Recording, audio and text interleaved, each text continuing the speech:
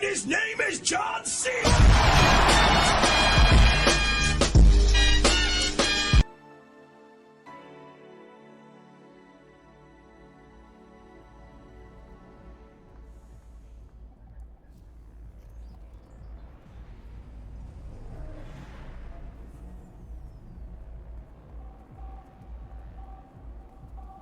I don't know what you're talking about. I'm not muted. You're muted.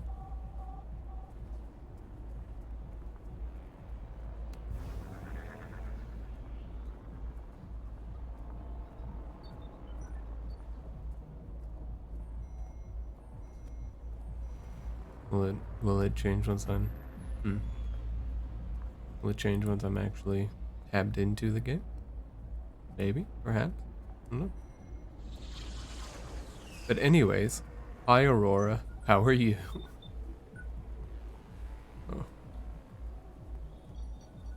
There we go. Perfect. Outstanding. Let me reorient myself here. There we go. Ah! Bean, thank you for the throw. Hello, hi. Alright. So we're back. We're back with Valhalla.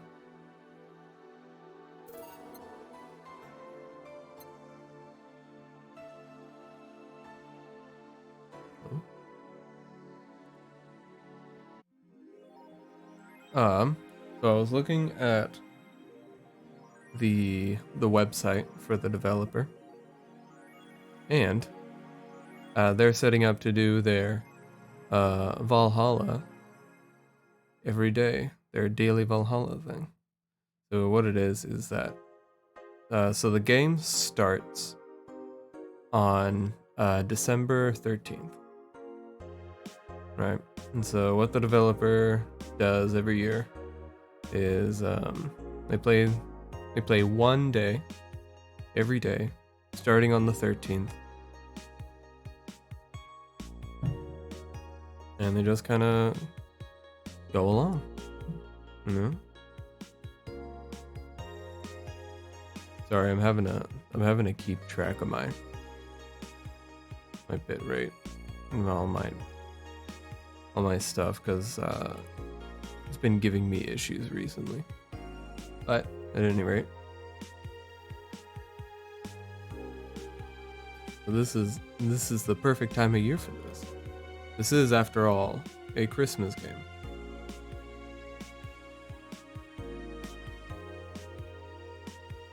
And rent has been paid. I'm gonna turn this down.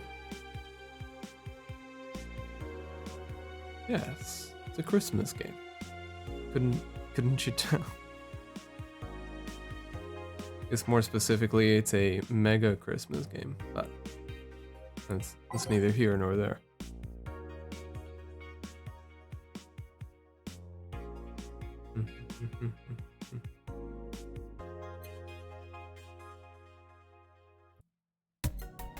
I don't want to get anything from the shop.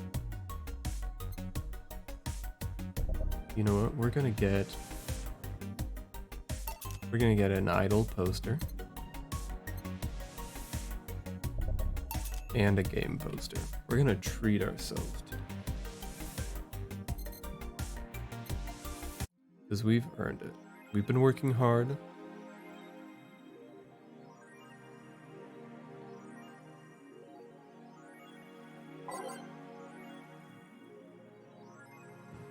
And I have my coffee here with me today.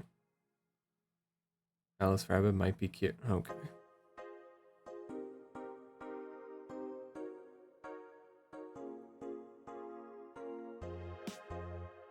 Rabbit might be a Kira Mickey fan, and who isn't? We love idols here.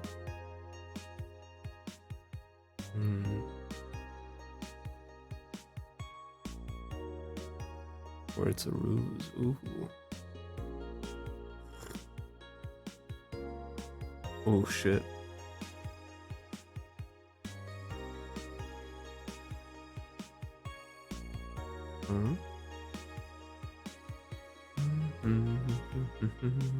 Okay.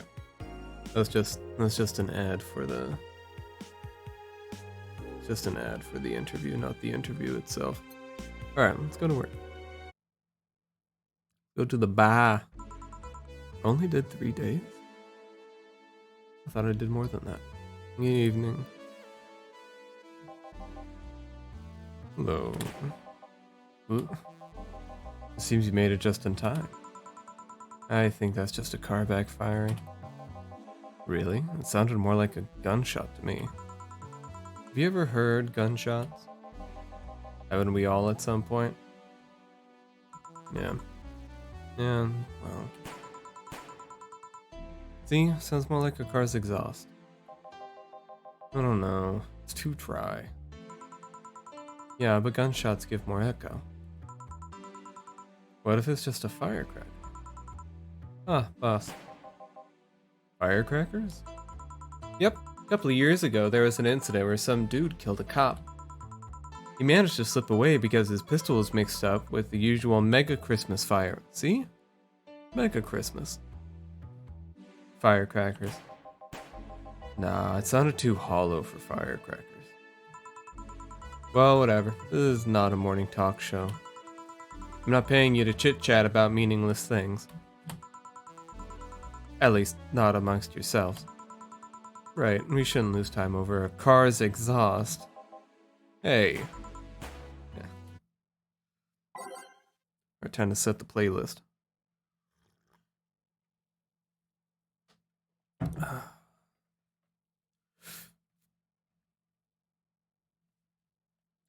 So, yeah, the events of the game itself runs from December 13th through the 31st. With like the epilogue taking place like January 1st. Yeah. It was very much a holiday season game. Yeah. I'll just stick with the playlist. Welcome to Valhalla.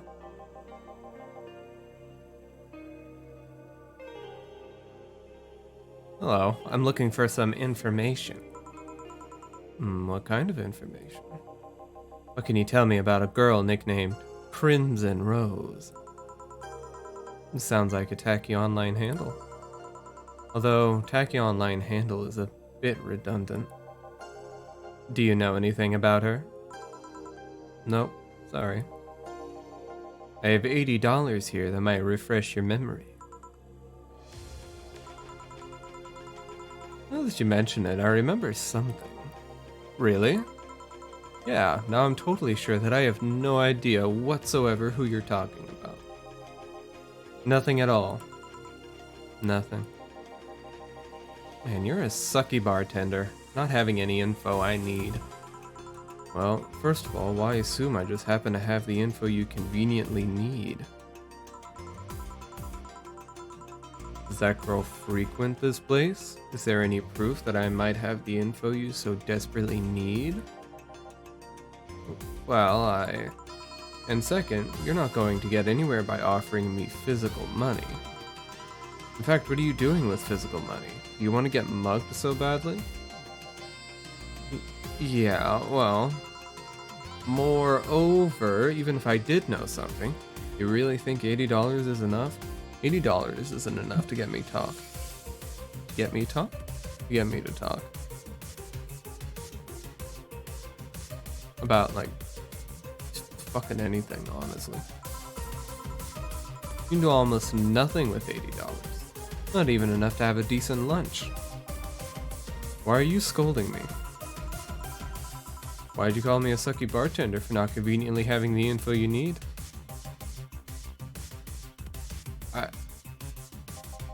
Wait, of course. You want all deals to be clean, so you need me to spend money on the bar. Ah! No, Monk Soda. Thank you for the stretch and the hydrate.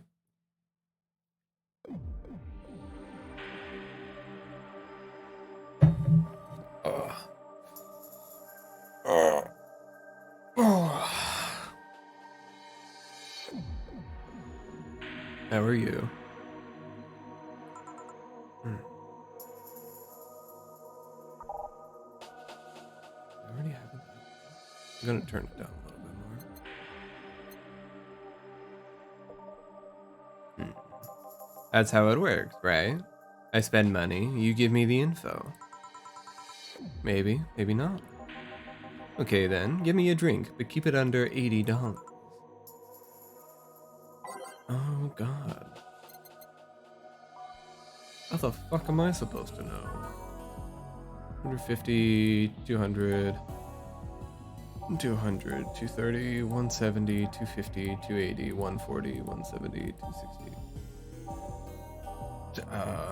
Gut punch is 80. Um,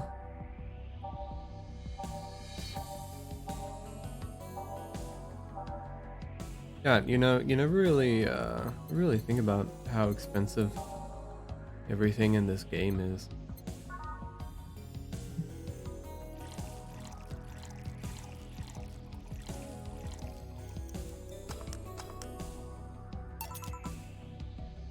Here. Okay then, do you know anything about the girl? No. But you said maybe, maybe not. Turns out it's maybe not. You were the one deluding yourself into thinking I might know something. Like I said, $80 is nothing. So, I need to spend more? I'll give you some intel. Spend all the money you want, but I know nothing and no amount will change that. Can I at least get my money back? Why? The order is right, isn't it? Yes. Why are you looking for that girl, Mr. Vandelay? Art Vandelay. I'm a private detective. It's what I do. He makes me think of George from Seinfeld. Well, I'll assume you're either looking for a missing girl or working for a creepy online stalker. You're assuming the girl I'm looking for is innocent or lost. She's not. She's half of the so-called Reapers of the city. Two guns for hire that work for whoever's resourceful enough to find them and wealthy enough to pay them. Crimson Rose and Cobalt Lily, they call themselves. They still sound more like teenagers' internet nicknames. So, who wanted you to track them? I don't know. I got the letter with the instructions and a paycheck. What if it's a prank? I have the money, so what do I care if it is? Besides, considering the amount I was able to cash in that check, it'd be a pretty wasteful prank. I see. Still, any information or rumors you could give me? They don't have to be related to the girl. Why do you need them? It's always good to keep up with local goings-on. Oh, let's see. Sorry, can't think about anything right now. Those conversations in here aren't rumor-worthy. Humor-worthy, maybe, but not much about current events. At least not beyond what you see on the news. Damn it. What kind of bar is this if you can't gather the word on the streets? Don't give me that. What kind of film noir world do you think we live in? Gail might know something if you're so fixated on finding some kind of information. I don't know what you're talking about. Do you know something that might help me, Gil? I don't. I certainly don't, and I'm offended by the suggestion that I do. He knows something. On second thought, maybe it's better if you don't get involved with him. This has been a major waste of time. And here I thought all the noise BTC bars have made lately would be useful for something. Noise? What noise? You don't know. I'm asking for a reason. You'll find out soon enough. Don't worry. Cryptic ass motherfucker. In any case, I'll guess I'll have another drink and leave. What can I get you? I'll have a grizzly temple. Simple enough. Grizzly temple.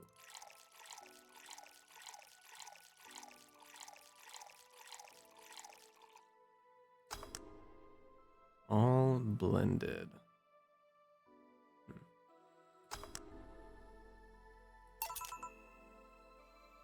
And at some point I had the thought of working at a bar. Okay then, this is going to be deducted from the $80 from earlier, right? No. Fine. Come on, there has to be something. Ah! Thanks for the throw, Aurora. This week has been slow as hell. The only good thing I've heard is about this girl who threw herself off the roof of a nearby mall. And the whole thing about a woman catching her in midair makes me think it's totally made up. Aside from rumors that the Harbingers are looking to cause trouble at a bank today. Shit, that's bad.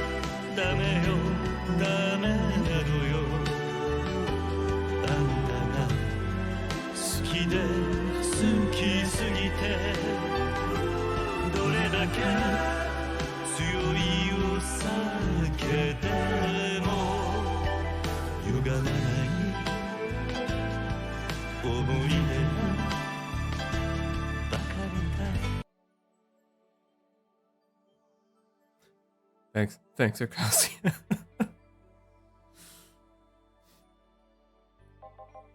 Damn it. Wait, who told you that? It appeared on the news, didn't it? Yeah, but the name The Harbingers wasn't used. No Glitch City outlet has reported that themselves. There are rumors that someone or something is keeping them silent. And even the international outlets aren't using the name Harbingers. They're avoiding acknowledging the organization yet, for some reason. So you're either one of them, or somebody in the know told you about it. Alright, thanks for stopping by. Good luck with work. Wow, he can be surprisingly sharp. Yeah, Donovan D. Dawson was in here for the last 3 days, actually. Really? I wonder if he'll notice the glass that idol sign. I mean, sure, I can't think of anything that would be useful involving him right now, but... guess not. Ever talk about anything interesting? Interviewing the idol that had a show a couple days ago. Dealing with messy interns. Par for the course, I guess. I see, that's... Gunshot. It's a backfire. Firecrackers! Hey, what do you think that sound just now was? It sounded like something very heavy being dropped. Something heavy? Come on, that's not even close. It was definitely more like an explosion of some kind. No, you could clearly hear the clashing of metal. Something that was both made out of metal and very heavy fell down. That's what made the sound. Whatever it is, it's not normal to be repeating so often. Wonder if something's happening. And there was some gang spats going on. Maybe they took the conflict here. Which means gunshots. If that's the case, I just hope they don't come too near us. Well, I've got to go. Seems coming here wasn't a waste of time after all. Really? Really? I just have different needs. But there will come a time when this place might help me. Goodbye. Weird guy. Gangs then? Unlikely. This is unicorn territory. They've always been a neutral and important third party in other gangs' deals. The who what now? I'll just pretend I heard nothing. Thank you.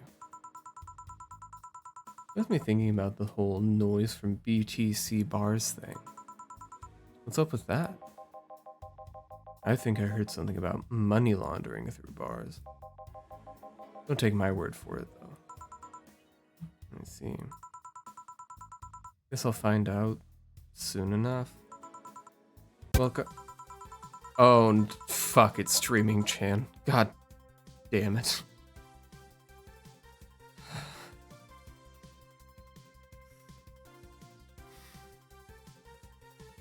I'm not ready. I'm not ready for her. I'm Streaming Chan, giving you a live video feed of my life and adventures 24/7. Bathroom time and naughty moments only available to premium users. It's only $99.99 a month. Go premium now. It's Friday night, and you all know what that means. It's time for Streaming Chan's Escapades. Today's escapade is brought to you by ShiningFinger.moe. Leaders of VR adult entertainment since 2016. Wait. Hold on. Buy your premium membership and you'll get a code. Exchange the code for a free trial of a VR experience modeled after yours truly. Excuse. Today I picked the shoddiest, nastiest, smelliest, ugliest bar I could find downtown. And sadly, it actually looks half decent inside. So much for going to a crap hole bar that smells like dog urine. Yeah. Excuse me. But no matter. Tonight, I'll give you an escapade you'll never forget. Hey, you. Where's the bartender? You're talking to her. Where is he, really? Right in front of you. Hey, you, the pretty boy over there. Who's the bartender? You're looking at him. This little shit. No hot, shirtless guy playing with fire and serving drinks while flirting with you? No sexy, scantily clad girl jiggling around the place? You're telling me you two dress like fucking waiters are the bartenders here? Yep. Seems that way. Is that a problem?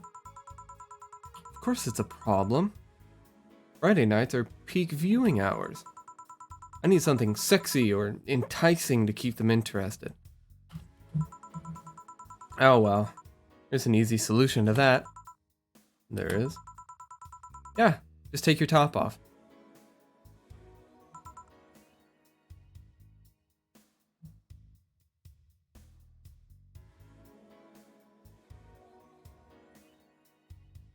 How's that do you? You might need to take off your bra too, depending on how the traffic goes. Wait, you're quite flat. Do you even use a bra? That piercing glare, no. Come on, one of us is gonna have to take off their top, and it ain't gonna be me. I already did that once today. It's too late to go somewhere else. By the time I find an even nastier bar, they'll be closed. What's your policy on wearing pants? Somebody tried to have me fired for wearing a skirt, so we deal with that on a case-by-case basis. That's not a concrete answer. I need binary yes or no answers. My viewers have the attention span of fruit flies. If they wanted to use their brains, do you think they'd watch something like this? I need to keep them entertained, and the fact that you still have your shirt on isn't helping. Wait, I know. Give me a drink. A big one, the nastiest one you can think of. Hello? Service here, please. Oh, I'll give you a drink, alright.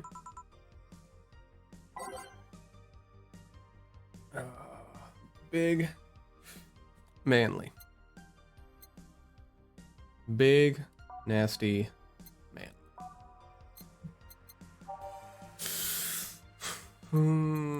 It's a crevice spike. That's not big. Not big.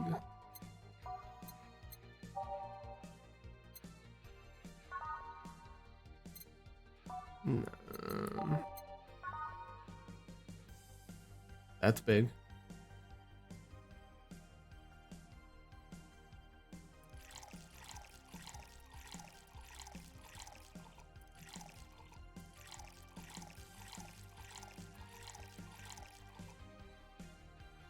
All blended.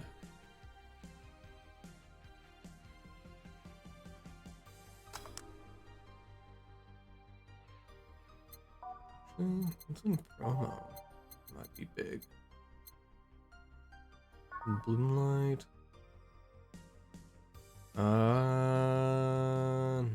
No.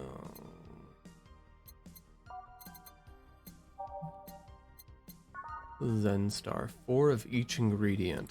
No, that's gonna be the one.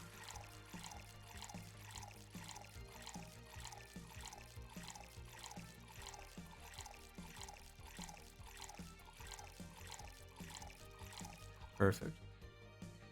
On the rocks and mixed and stop. Big, nasty drink.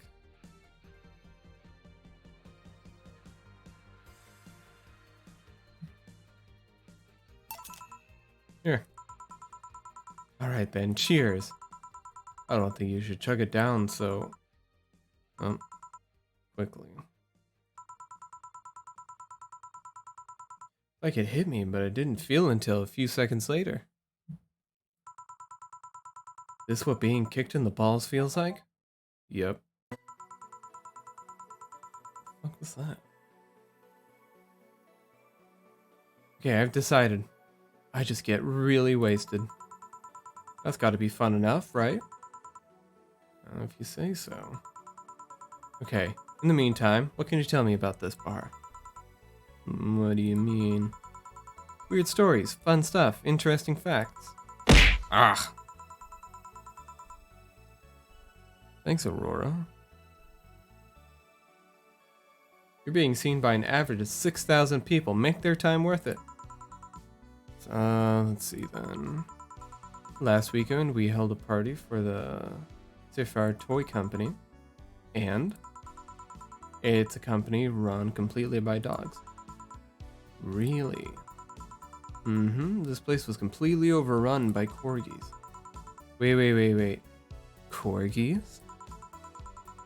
Did you really serve drinks to corgis? Tuxedo-clad talking corgis, yeah. Wow, awesome. I can't do female voices. I don't know what to tell you. Wait, you're not shitting me, right? Corgi. I wish I was shitting you, trust me. What else? Let's see. Donovan D. Dawson from the Augmented Eye was here for 3 nights in a row. That perfumed, chauvinistic bastard. No word again. Just the other day, someone from the Augmented Eye interviewed me, actually. Oh, what did they ask? Well, the usual bullshit, who I was, what I did, future plans, inspirations. The one that interviewed me was a small, meek girl with glasses. She seemed a bit better, though. I wonder why. But enough about that. Wait. Can I see that glass over there? Sure. Signature. Is Kira Mickey's autograph? Yeah, she came in here before her last concert. Get out, really? This some kind of secret hidden bar of the stars or something? Not really. Just in the right place at the right time. What kind of person is she when she's not on stage? I've tried to get a meeting with her and she actually seemed willing, but she's always busy. A very nice girl, actually. Seems to be completely invested in her work. She loves what she does, and it shows. You'd think she'd be some sort of diva, but as far as I'm concerned, she's one of the nicest people I've met. I knew it. I knew she was nice. Oh my god. Her passion shows in her concerts, you know. She's so spontaneous. Her performances are never the same. Every time she sings Shine Spark, I feel like my soul is warming up. Like a high-performance computer. Be strong. I'm not gonna do that. I find myself singing it in the shower all the time. And those who pay premium can hear me sing every day at $9.99 a month. Go premium now. Sorry, at $99.99 a month. Go premium now. That aside, I was about to call bullshit on what you said. Push that back out of my face. But I guess you do have some sort of proof for everything. Can I keep this glass? No. Pretty please? No. I'm party pooper. At least this bar might be more interesting than I initially thought. The one thing that'd make it perfect is if Pretty Boy over there had a past with the KGB. Who told... yeah, that'd be crazy. You gonna order anything else? What? Oh, yeah, the whole getting wasted thing. I heard of a drink called a bad touch.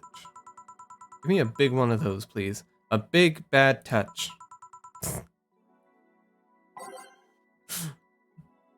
Ugh. Love her reaction to it.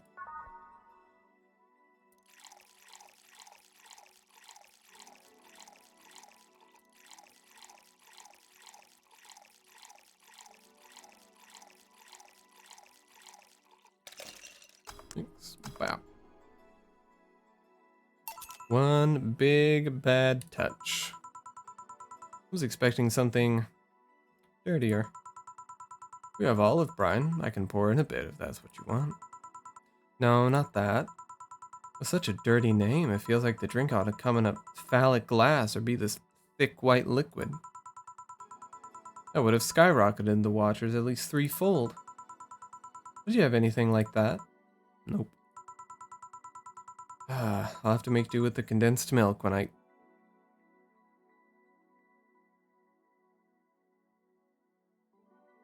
Is that right?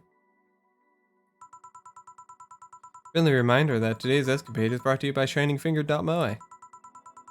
Leaders of VR adult entertainment since 2069. Buy your premium membership for a neat code. Said code will net you a free trial of a VR experience with a model based on moi. What's the deal with that VR experience? Well, a fan made an NND model of me.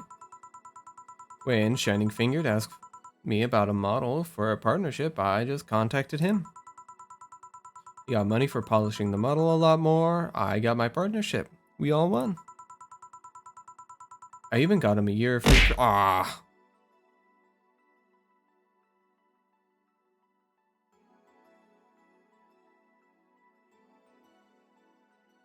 Year of free premium membership in a VR set. That's nice. Wait, what's NND? Don't tell me you haven't heard of Niku Niku Dance. What? Don't what me. I asked for a reason. It's music videos with 3D models. Yeah, that sounds like a good enough explanation. I see. To be honest though, the model is a bit meatier than me. Not that I mind it though, considering the use it gets. You know, I was expecting you to be more scared when I said that you're being watched by a lot of people. Well, it's hard to be scared when you can't see those people. They're still there, you know. Sure, they're behind screens and sometimes in the opposite corner of the world. But every single one of my viewers is a real person with a real life. Not being here doesn't make them any less real. I understand, but it's just not the same. They're not here visibly paying attention to me. I don't get paranoid because of my phone contacts. That's true, I guess. So tell me, what made a lady like you become a bartender?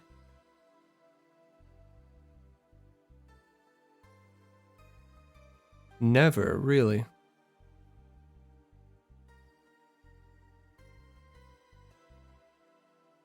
Oh, yeah. Yeah, I don't really... Is that what it's called? Hmm.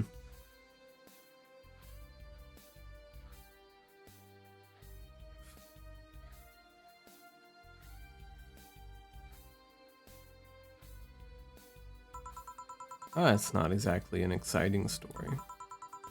Does it involve a man? No. What about a crime? Nope. Hmm. Less popular now? Right, right. A childhood promise? Nah. A religious vow? A what? You're not gonna tell me that you just decided out of the blue to quit your job and start bartending. That's actually what happened. Sorta.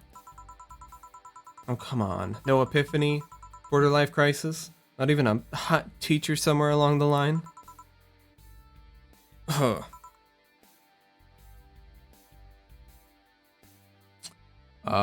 Yeah. Yeah, that'll do it. And it kind of seems like once you start really cracking down with stuff like that, people start looking somewhere else. Life isn't always a young adult novel where every decision is a road cone. And that's a problem. 1/3 of my audience are teens that shouldn't be allowed to watch my streams. Throw me a bone here. There must be a nice, mystical story you can tell about yourself, Miss Bartender. Well... Yes? Sometime after I started working, I got an interesting client. He was a dark soul, really old Lilla model. Apparently his power supply was running low. His charger was destroyed and he didn't have the money to buy upgrades or replacements. He also seemed to have neglected his maintenance. Shit, me too, man. It was from the time when Collective Source wasn't a cloud storage system. So he wouldn't be uploaded there once his body ran out of energy. Keep going. It was weird, you know. He was the only Lilim I've seen with a clear-cut fear of mortality. I can just hide this over here. Yeah. No transcendence for him. He would disappear once his batteries ran out. It's like knowing you'll vanish while everyone else passes on to heaven, he said. Oh man. I guess he felt bad about burdening someone else with his problems. So he went and gave me a fingertip of his that fell while we were talking. Before he left, he said, if you remember me, maybe a part of me will transcend. Bravo, bravo. Touching, full of feeling, completely awesome. Like Bicentennial Man. I'd pay to see a movie like that. So what happened to that finger? I made a pendant out of it. I carry it with me at all times. Even while bathing? Almost all times.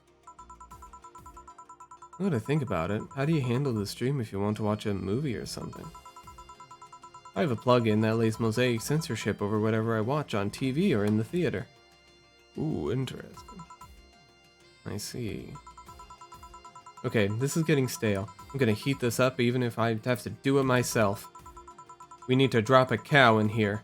Miss Bartender, get me drunk. I don't care how. Just do it.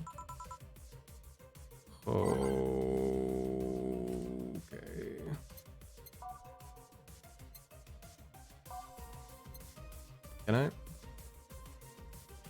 Can I just...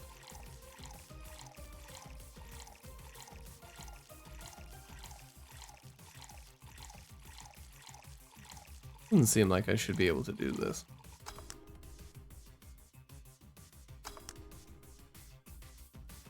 Do I? I can't help but feel I shouldn't do that.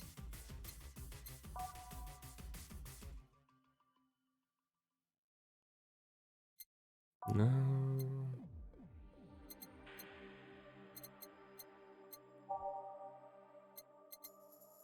Not beer. It's gotta be something with a lot of karmatrine.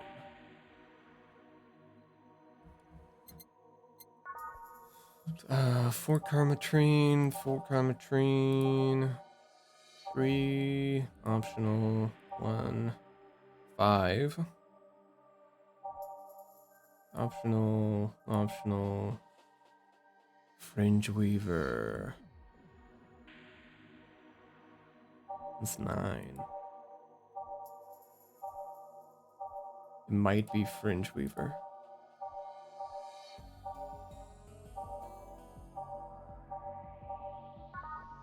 Big fringe weaver it is.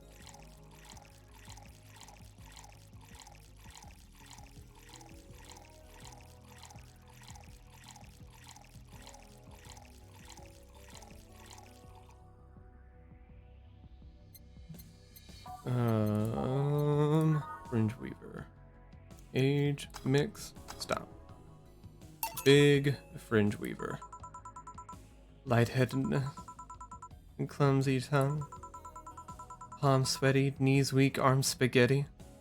There's vomit on his sweater already. Mom spaghetti. I can't feel my legs. Can't feel my legs? Alright, let's get on with the loot. Let's go! First, I'll try and guess your bust size. I must warn you, I have a 90% success rate with this. I'd say B. Not big enough to fill a hand, but small enough to make you look like a child. I don't, You're size B, right?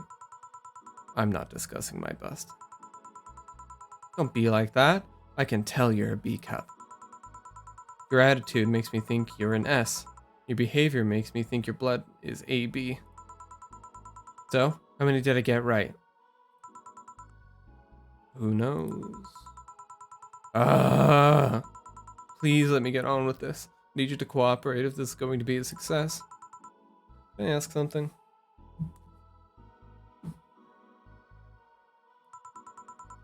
Finally. What's the point of getting drunk if you're going to behave the same way? I guess it is kind of redundant. Because you see, I'm drunk 24/7. Eh? Knowing people want to watch me do anything and everything. Seeing the viewer count steadily raise as I take more risk and become more adventurous. It's a feeling that neither alcohol nor sex can compare to.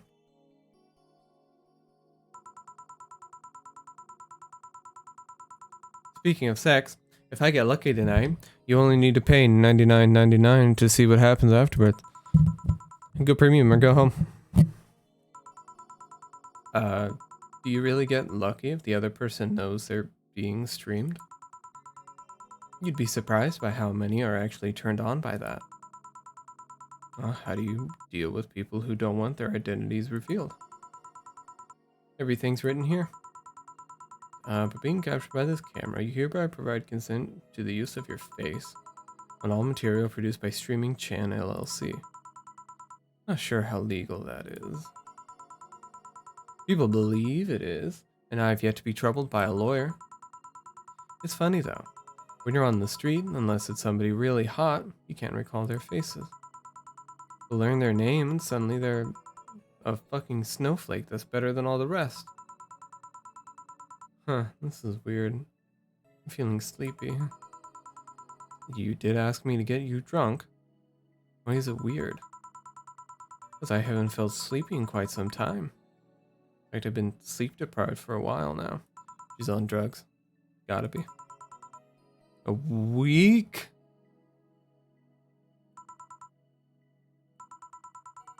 Weeks are the ones with 30 days. This bitch. Yep, totally sleepy. Can feel my eyes getting heavier. There's this weird lag when I try to move. What's up with that? Anyways, I think I'll take a little nap here before storming off and continuing the night. You'll excuse, and she's gone. She's sleeping on the floor, isn't she? Can I call a cab? And risk waking her up? Leave her be. Rather break the rules and let her sleep than deal with her again. I'm gonna take my break now. It's been a while since I've needed a cigarette this badly. Oh. I couldn't imagine. I couldn't imagine putting up with something like that. You know? Fuck, I couldn't imagine living like that.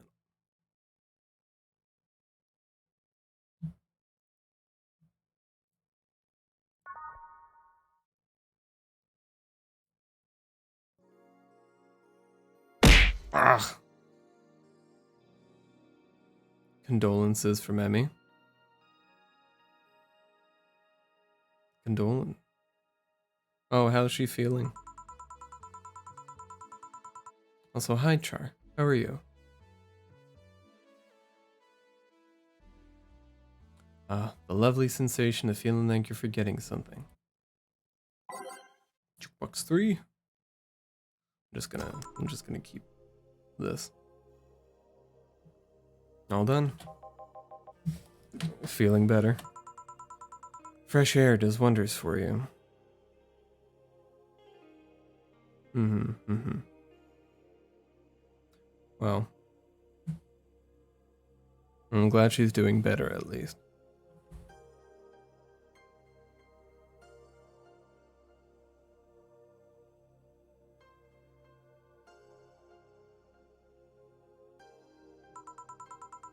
Well, for a given value of fresh anyways. I insist that it sounds like dynamite. No, it was too long to be dynamite. It sounded more like some heavy-duty tool. You're a heavy-duty tool. Yes, I am. Wait, that? Damn it. Oh, welcome back. Oh, fuck. Oh, thank you for the lurk. I could have sworn this place looked a lot more pink the last time we came.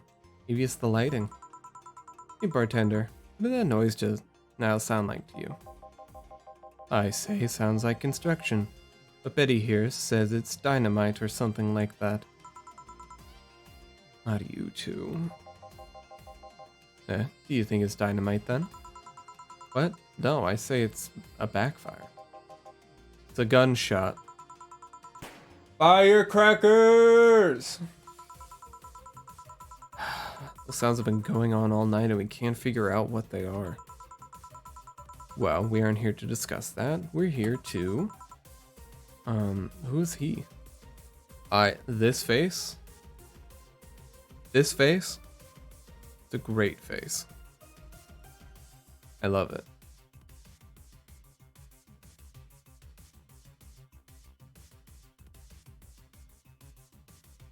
They did a real bang up job making this face.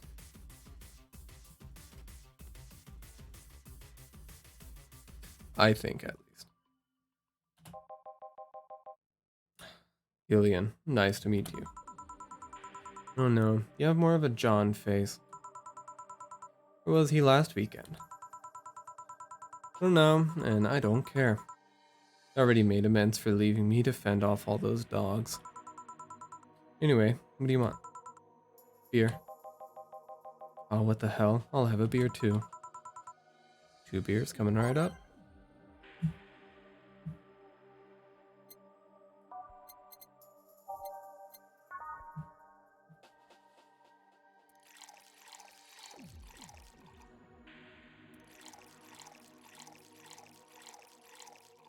Mix up. Well, it's been a while since I just, gone to a bar.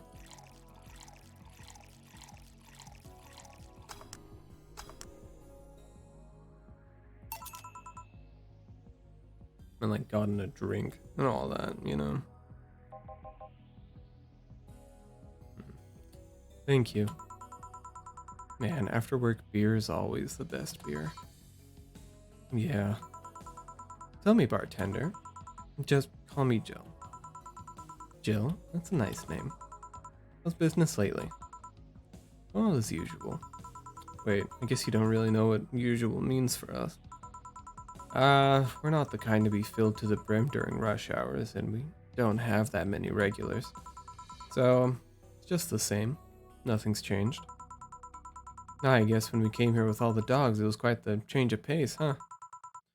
Oh, you have no idea. I have a question, Jill. Is it about the girl sleeping next to you? Dreamy. Please don't wake her up. Do you regularly let people sleep here? No, but I'd rather have her sleeping than talking. You'd be saying that with at least 6,000 people watching? Let them hear, I don't care. 6,000 people? She calls herself Streaming Chan. She's been streaming her live 24/7. That sounds familiar. I think one of the dogs talked about seeing someone doing that. I don't know if it's the same person. So 6,000 people are watching and hearing us. Considering the way she's sleeping, they're probably only hearing us. Her camera is against the table. I don't know how many are still in the channel, though. I see. So there would be a lot more witnesses if something said. Do any of you have a criminal past? Nope. It's a minor charge of petty vandalism. Alright, let's go, Betty. What'd you do? Painted graffiti outside of my high school saying Miss Thompson's a cunt. Yeah, fuck Miss Thompson.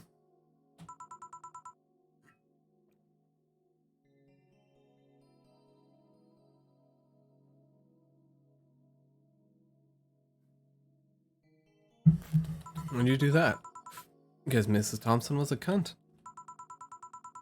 She constantly humiliated whoever got her questions wrong. She also constantly bullied 2 of my classmates. True, I got a week suspension and had to clean the wall, but it gave everyone the courage to speak up.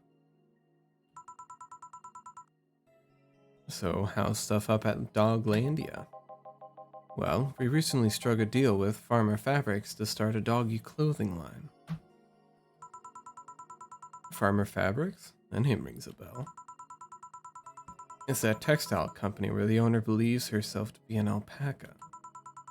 Oh, yeah, that one. We had her here some time ago. She got drunk and so much saliva everywhere. Oh. But anyway, dog clothes. We hired a new employee and she showed the higher ups some designs. After a couple of talks, they decided to give the clothing production a try.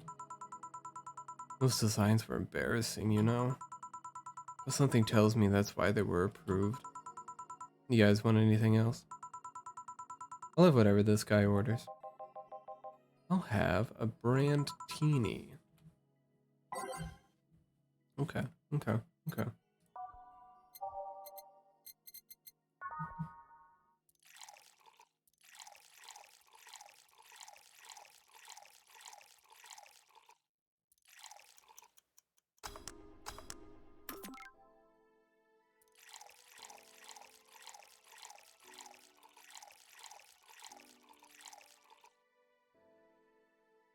Oh, I already feel like I did something wrong.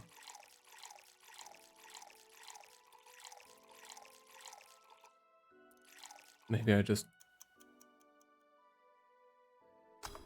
maybe my brain just I went smooth brain for a second. I apologize. You have such a wimpy taste in drinks, deal. Not all of us spent their weekends in college partying like maniacs. Actually, not all of us went to college. You missed nothing. Sometimes I wish I could go back in time and kick myself. Something on your mind? The girl that's designing the clothes. Laura, what about her? She's cute, but she should take more care in her appearance. I mean, right now she fits the unkempt cutie category so well it's almost painful. It's so cliche that I can't help but cringe when looking at her. I think we've all been there.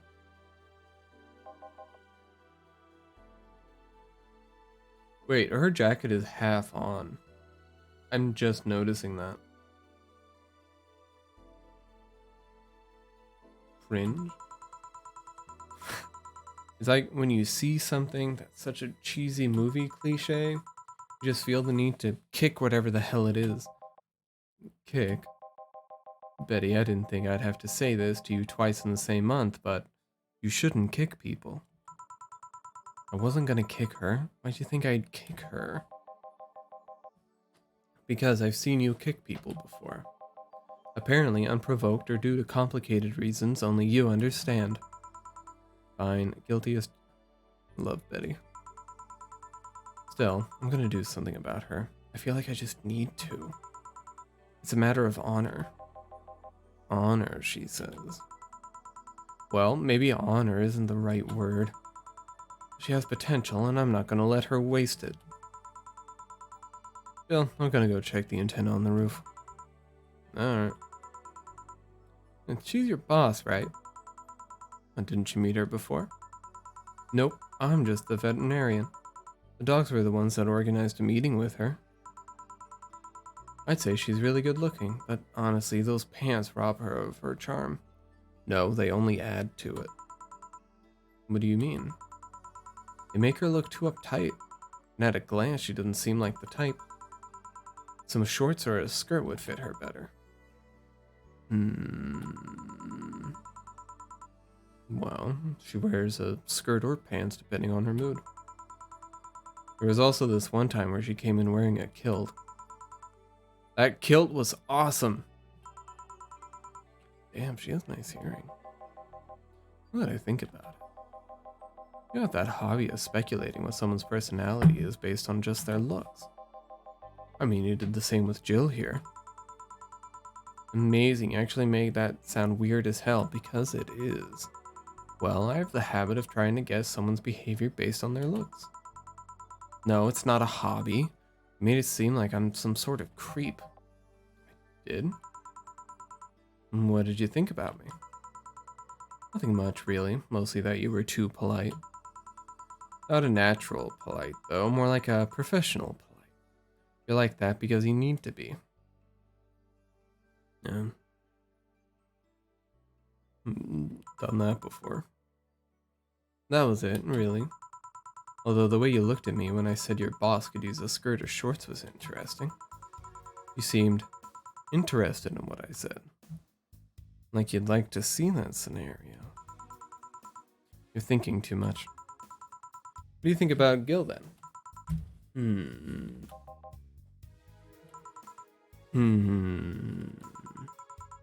Either a total simpleton or acts like one in a way that consumes the rest of his character. Yeah.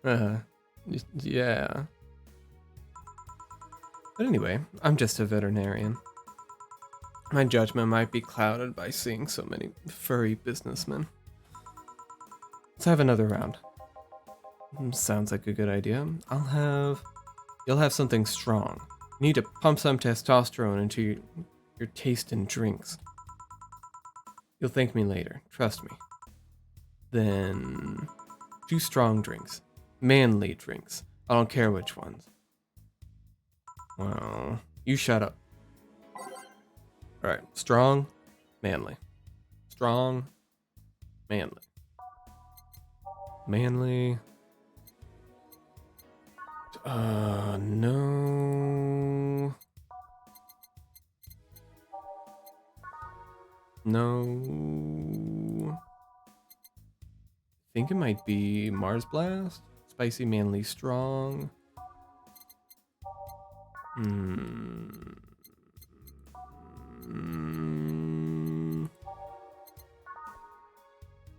Bitter, manly, strong. Let's do the more expensive one. 6, 1, 2, 3, 4, 2. Blend. Oh. Next.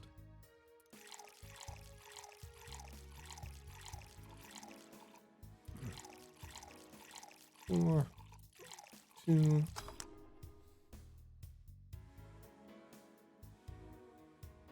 It would be interesting to see if this sort of style of bartending does become a thing, you know, as we move further into like synthetic foods.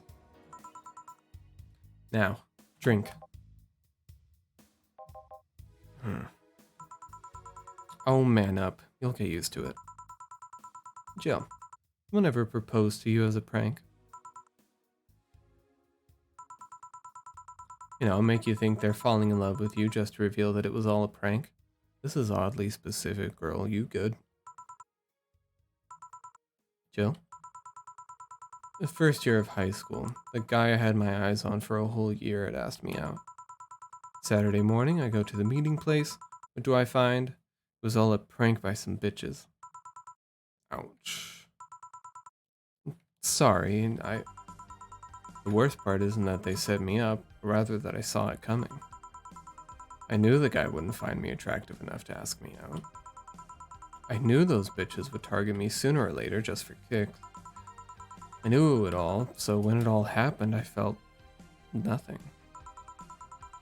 It confirmed my suspicions that teenagers are a plague that must be eradicated. Based. Anyway, why the question? Hey, piece of scrap. Yeah. These are situations where you should have stopped me before I said anything. It's better to learn by tripping yourself.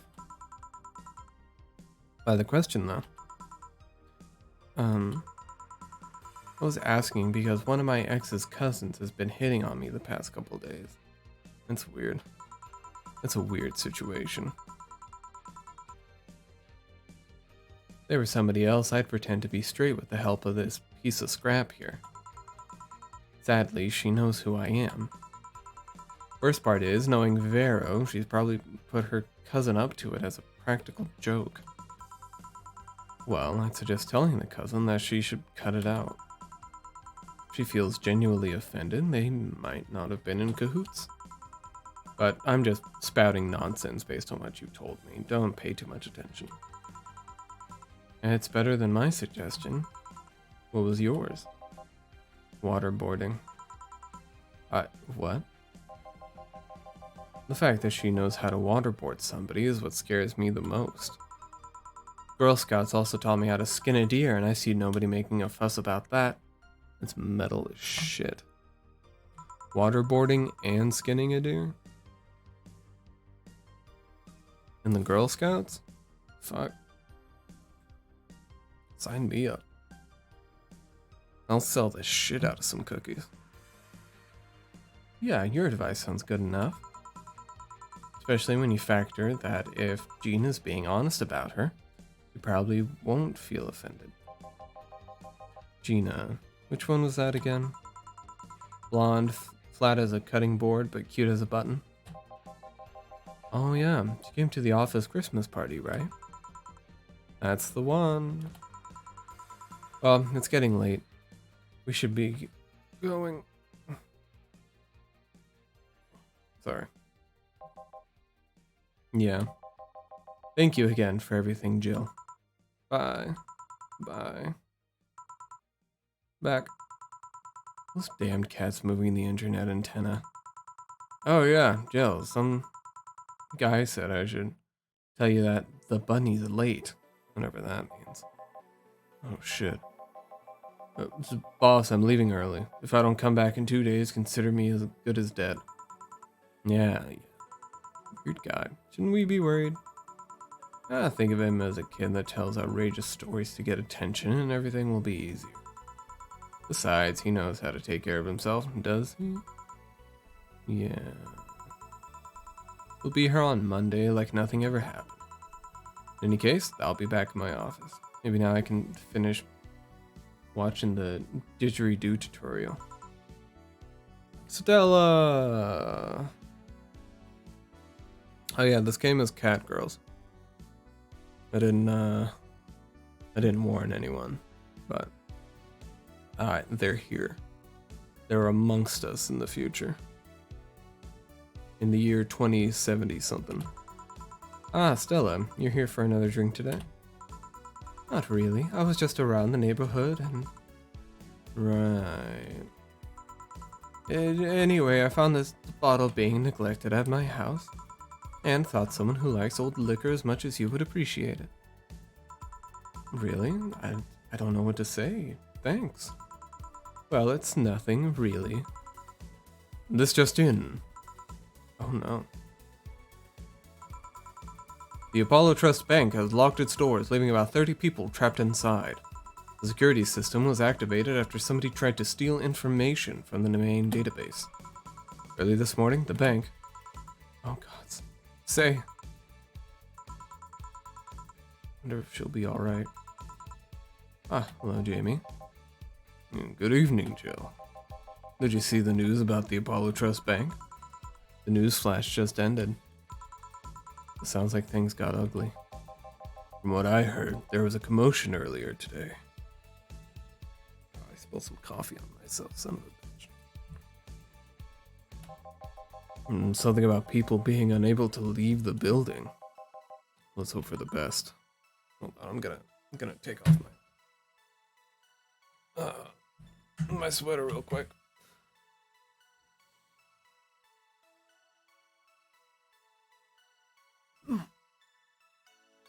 Oh, sorry, Mike.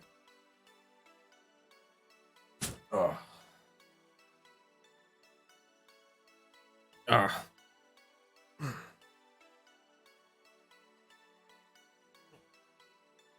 Blanket. But you can burn. Me. Alright.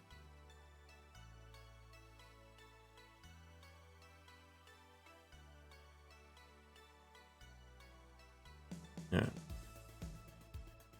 Let's check them.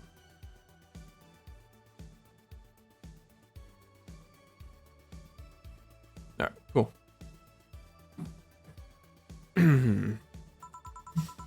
Yeah, Gil stormed off just a minute ago, though. I see.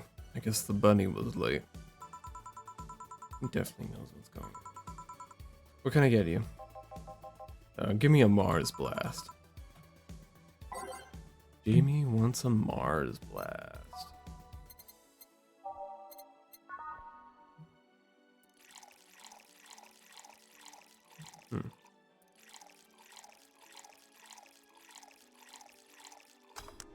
Did I do that right? Oh, I kind of went autopilot there. One Mars blast. Yeah, this is the one. Mars blasts have always seemed poorly named to me. Shouldn't it be red instead of yellowish? Then again, the whole red planet thing is still its nickname. VR. I can't believe I'm...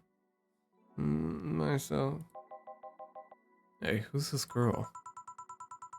She calls herself Streaming Chan. She's been streaming live 24/7.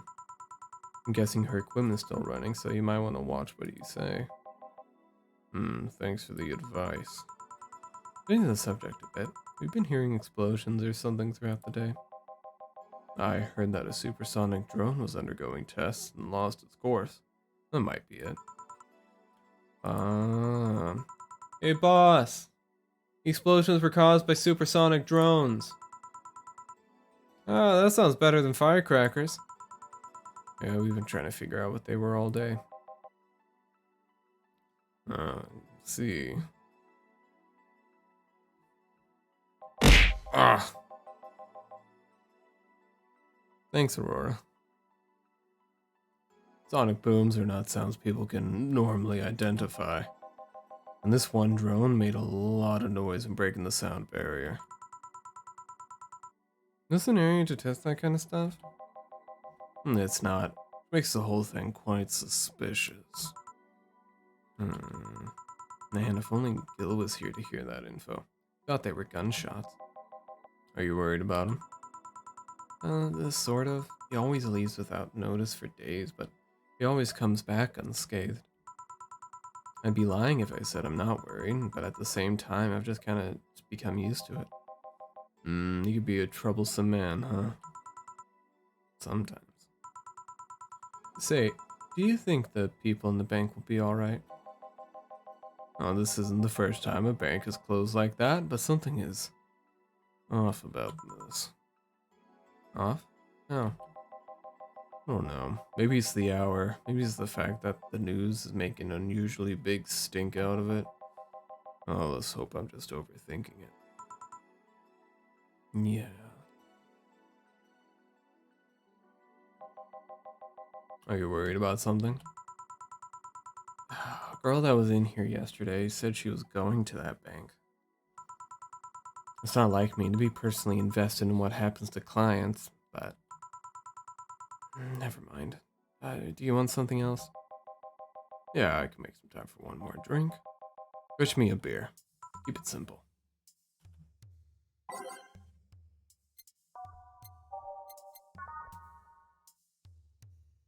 Get in there.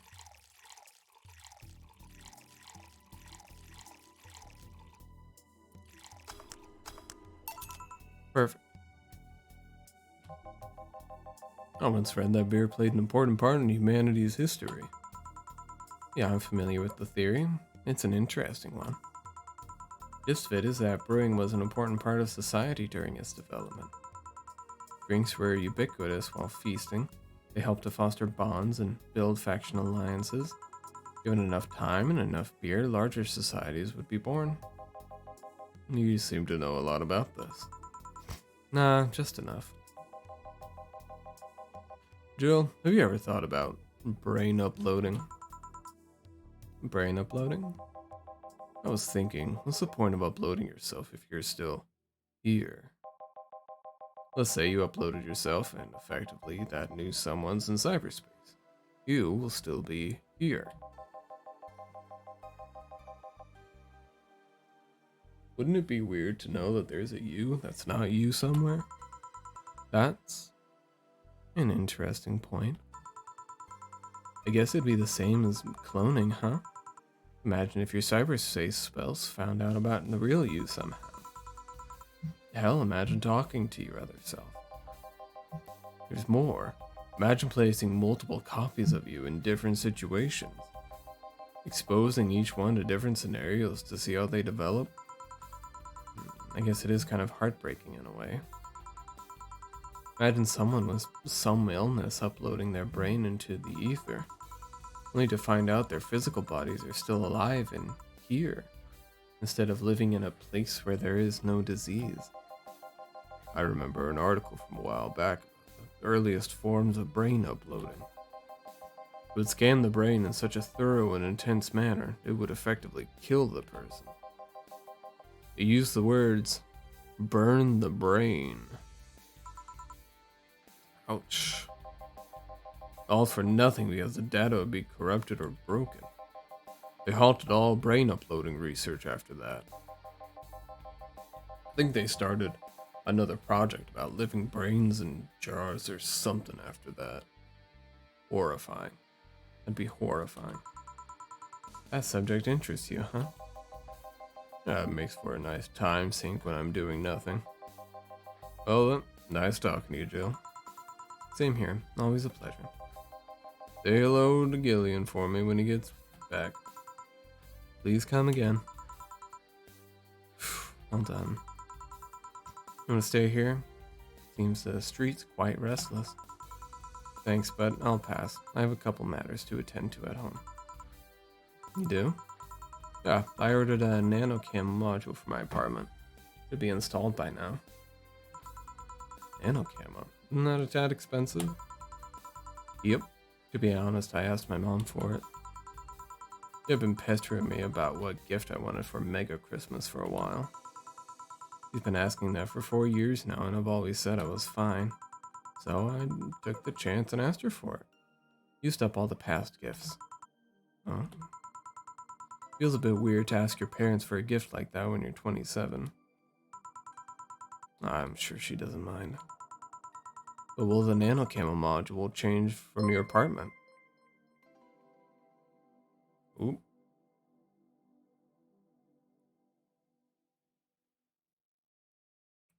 I'm just gonna...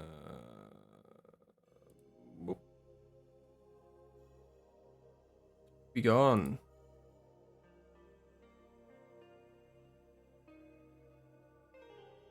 Easy.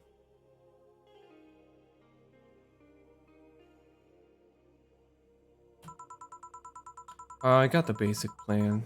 Walls and one piece of cloth. So, I picked my kotatsu too. You have a kotatsu? I want a kotatsu.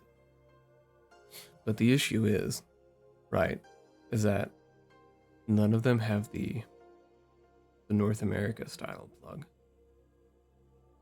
And I'm not well versed enough in, you know, electronics to trust myself to make that kind of conversion.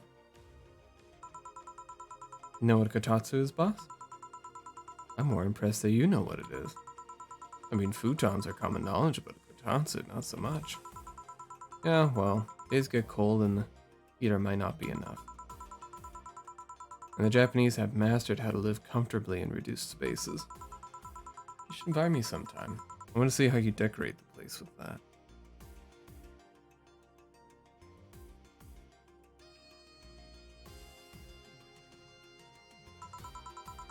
Let's plan a day to grab a beer, yeah. No more dancing. I'm tired. What do we do with her?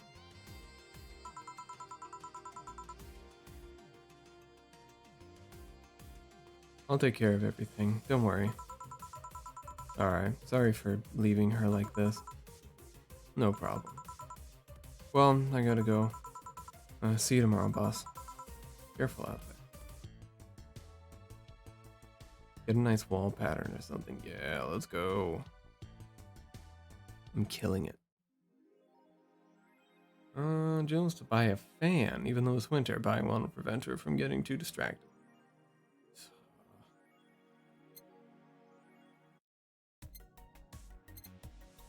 I've never understood people who just have fans going all year long. Is it? Yeah, though. I don't know. Couldn't be me.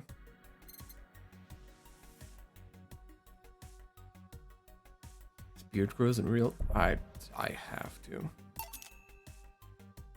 I have to buy it.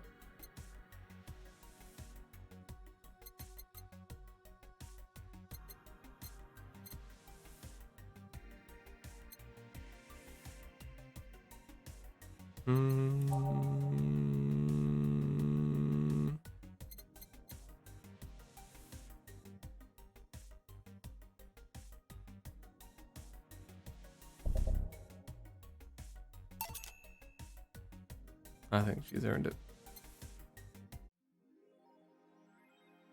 Joe bought what she wanted, and she's pleased with herself. She will surely focus at work. Good for her. Love that I can help with that. Nano camo. Something to liven things up in this room.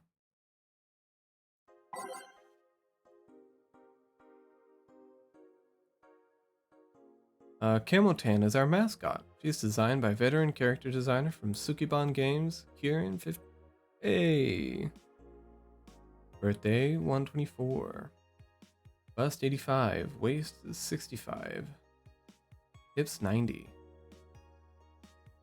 Likes. Musashi Battleship. Tactical Fashion. Peach Cake. Cute. Oh my god. Rad?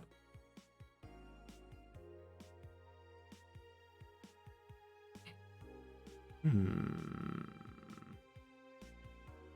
much do I have? 1733. I don't wanna... How much is stuff? Really? It's all 300 for the table, huh? do that. Ooh, I like that. Okay. So then let's do...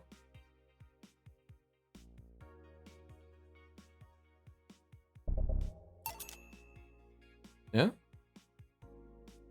Yeah? Yeah?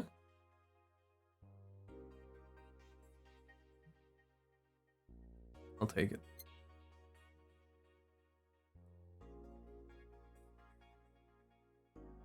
White nice to beat me up?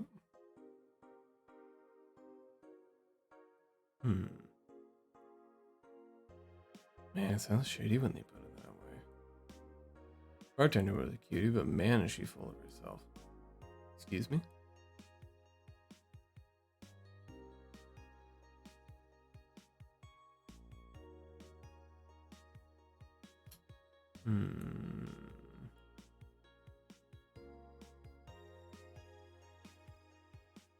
May the gods guide say to safety. Real.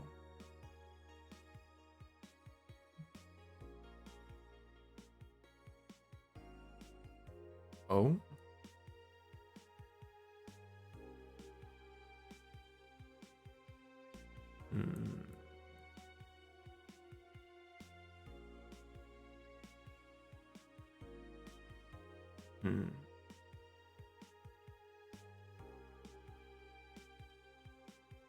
Long till someone says pollution is good.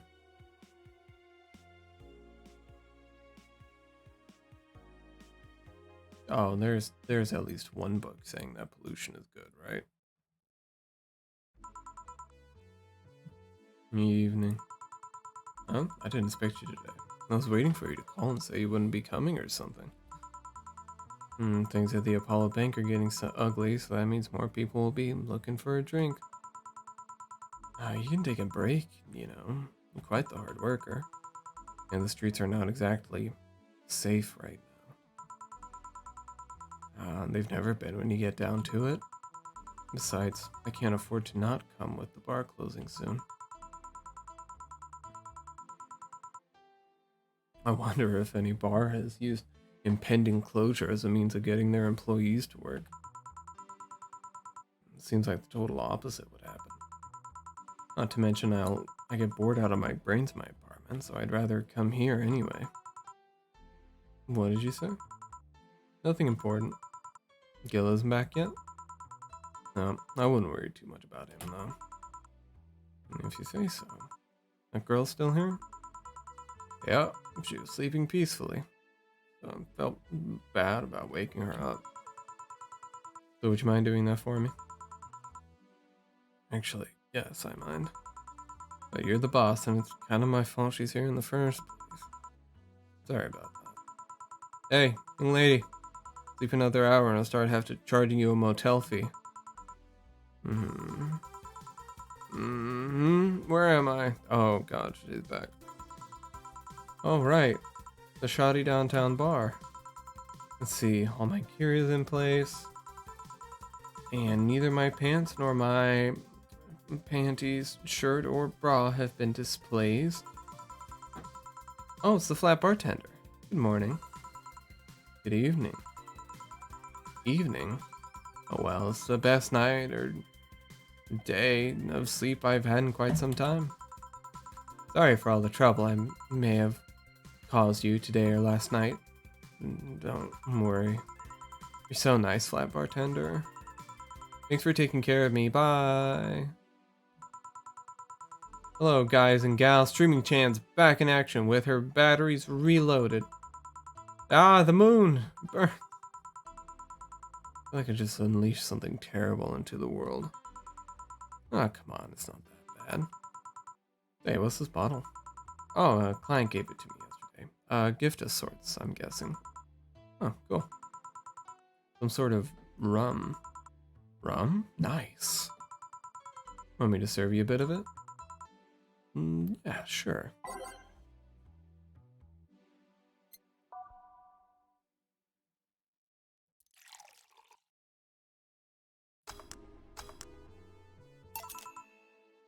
You get you some. Right. I'm gonna enjoy this in my office. Thanks. Anytime? Okay then. Alright. I'll just stick with those. Okay. Gonna serve, mix, and change lives. Wait, that's not how it goes. No one here to retort. And it feels lonely without Gil here. I just hope the restlessness in the streets doesn't lead to dangerous or weird types coming in here.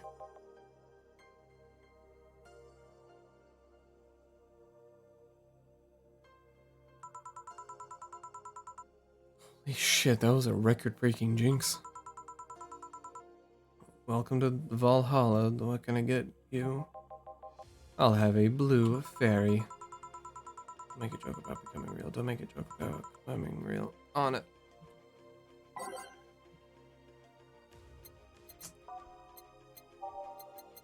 Blue fairy. 2, 3, 4, 1, and optional. Age mix.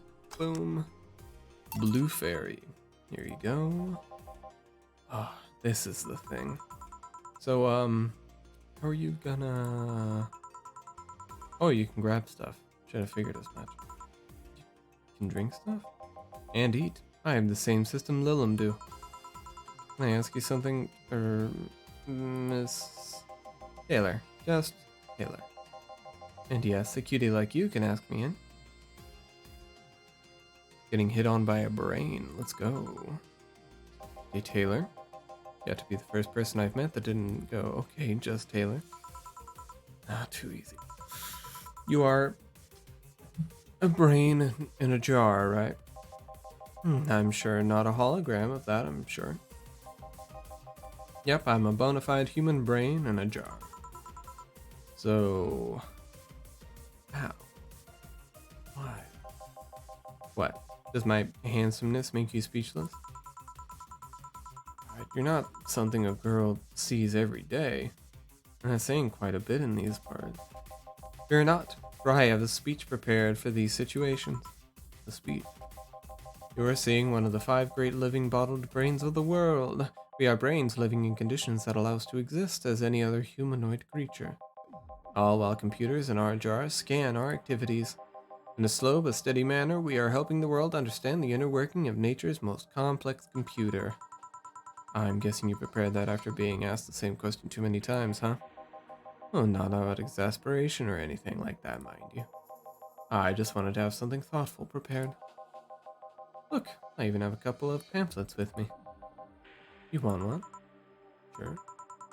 What brings of our world's 5 brains in jars to this place, though? Oh, I'm from around here, actually. I just wanted to take a walk for the first time in quite a bit of time. Have you come here before? Sadly, no. Otherwise, I'd remember a cute face like yours. Speaking of which, can I have your name? It's Jill. Jill? That's a really cute name. Thank you.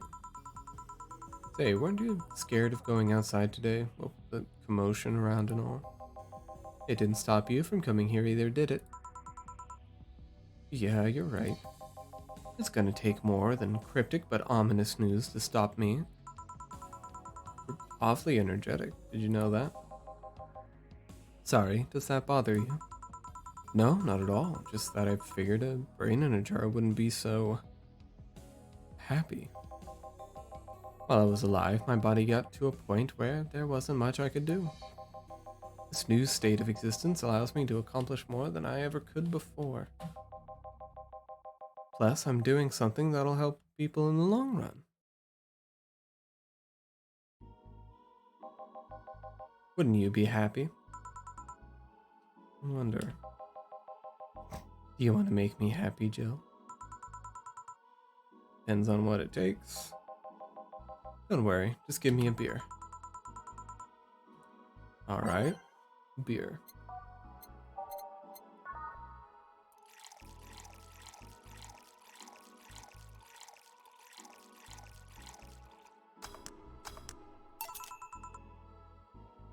Here, a beer. Ah yes, no matter what happens, beer is always good. It's interesting though. Just yesterday I was talking to a client about brain uploads. You were? Yeah, we were talking about how even if you'd upload your brain, you'd still be here. I've thought about that too. Do you think that you in the cybernetic environment would feel like she was indeed transferred? Like, would she remember everything? Like waking up someplace else and so on? That's an interesting question. I was actually thinking earlier about being able to transfer someone's brain into a Lilum. Oh, one of the brains is being used in such an experiment, actually. It can make a functional Lilum. Unfortunately, the wiring and other such stuff makes it look more creepy than anything. They aren't transferring his identity or anything, though, just wiring him to a body. Oh, you'd think someone would rather do that than float around exposed in a jar. I have to admit the whole brain thing does look creepy, but the body I'm telling you about is just uncanny looking. Speaking of uncanny, how'd you feel when you saw yourself like this for the first time? Oh, it was quite a shock actually. It didn't last too long though. I never was too attached to my body. Later in my life, that was almost literal. You know what the downside to this body is? I can't get drunk. If you want to call that a downside. If you wanted to drink alcohol for the taste, there are many alternatives. Drunkenness is part of the whole experience. Yes. Why though? Lilum can get drunk with no problem. Yeah, but in their case, their brain's a computer attached to their body. Getting drunk causes their brains to reduce the input speed to their bodies. Depending on the model, their drunk subroutine might throw in a different behavioral cycle even. It's hard to get drunk when the whole point of you being in a jar is figuring out exactly how you work. Hey Jill. Oh, Alma. Just oh, Alma, where's the courtesy one would expect from plebeian bar staff? Welcome to Valhalla, what can I get you? Happy? Not when you put it that way. Why, hello there, beautiful. You hurt my feelings with that, darling. Sorry, you don't see talking disembodied brains every day. I mean, I did work a summer in Lilith maintenance, but even then, those were talking heads. Oh, don't worry about it. At least you're not running or fainting. Your name was Alma, right? I'm Taylor. Nice to meet you, Taylor. Say, Alma, can I buy you a drink? Sorry, I only date people who are at least 50% organic and have at least one face. I know just what to strive for then. Just kidding. It'd make me happy to make you happy, but buying you a drink. Does that bother you? I guess if Jill's the bartender, I don't have a problem with that. Awesome, I'll pay for your next drink then. What will you have? A cobalt velvet. And you, Taylor? I'm fine, actually. I don't want to drink that much. Okay, then.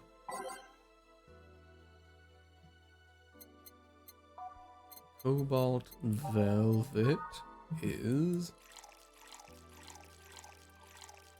Oop. Gotta reset that. Oops.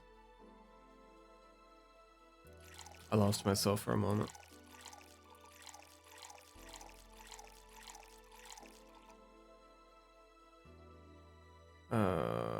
Rocks, mix, stop, serve, cobalt velvet. Your drink? I hope you enjoy it.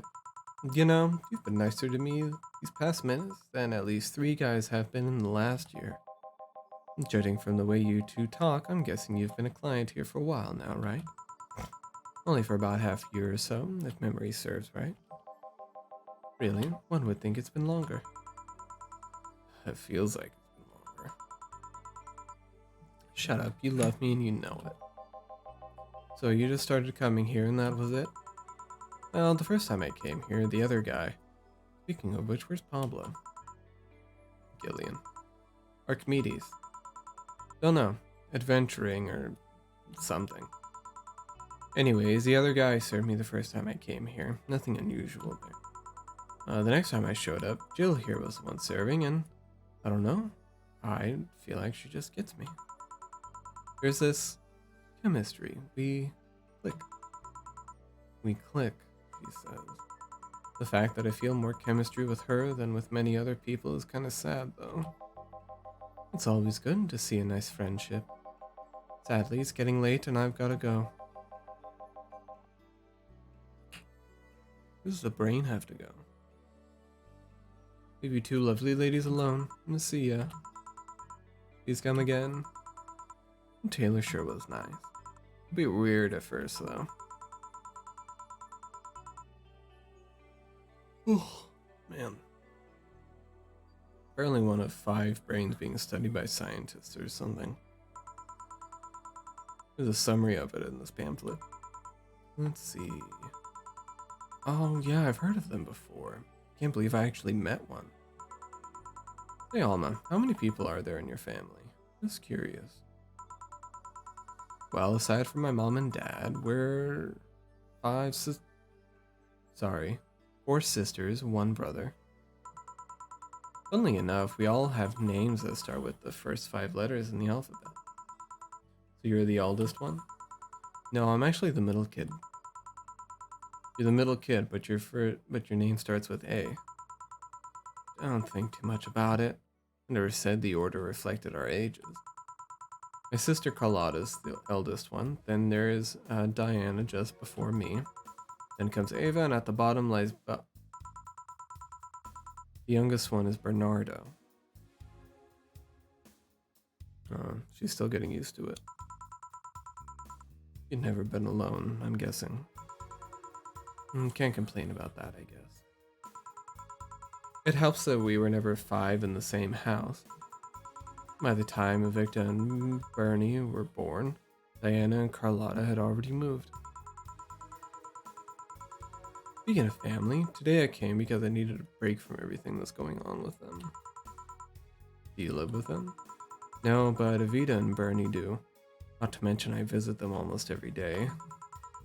Anyway, my second eldest sister, Diana, just separated from her husband. It's not even been a week, but she's already got some other guy in her bed. She left her kid with her husband's parents and pretty much forgot about them.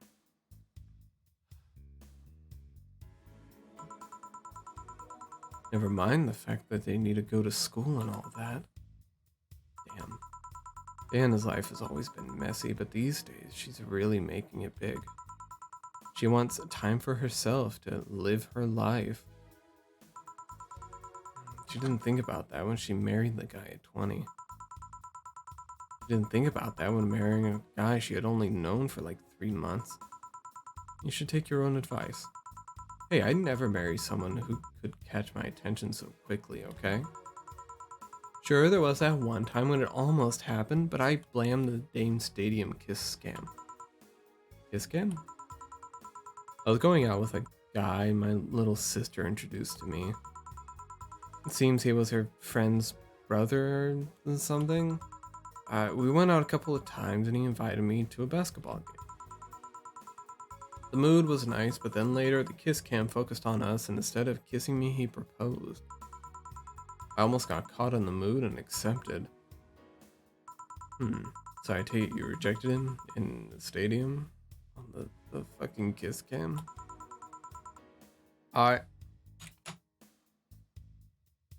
Okay. So you don't just like make the decision to spontaneously propose on the kiss cam, right? That's something that you have to like plan out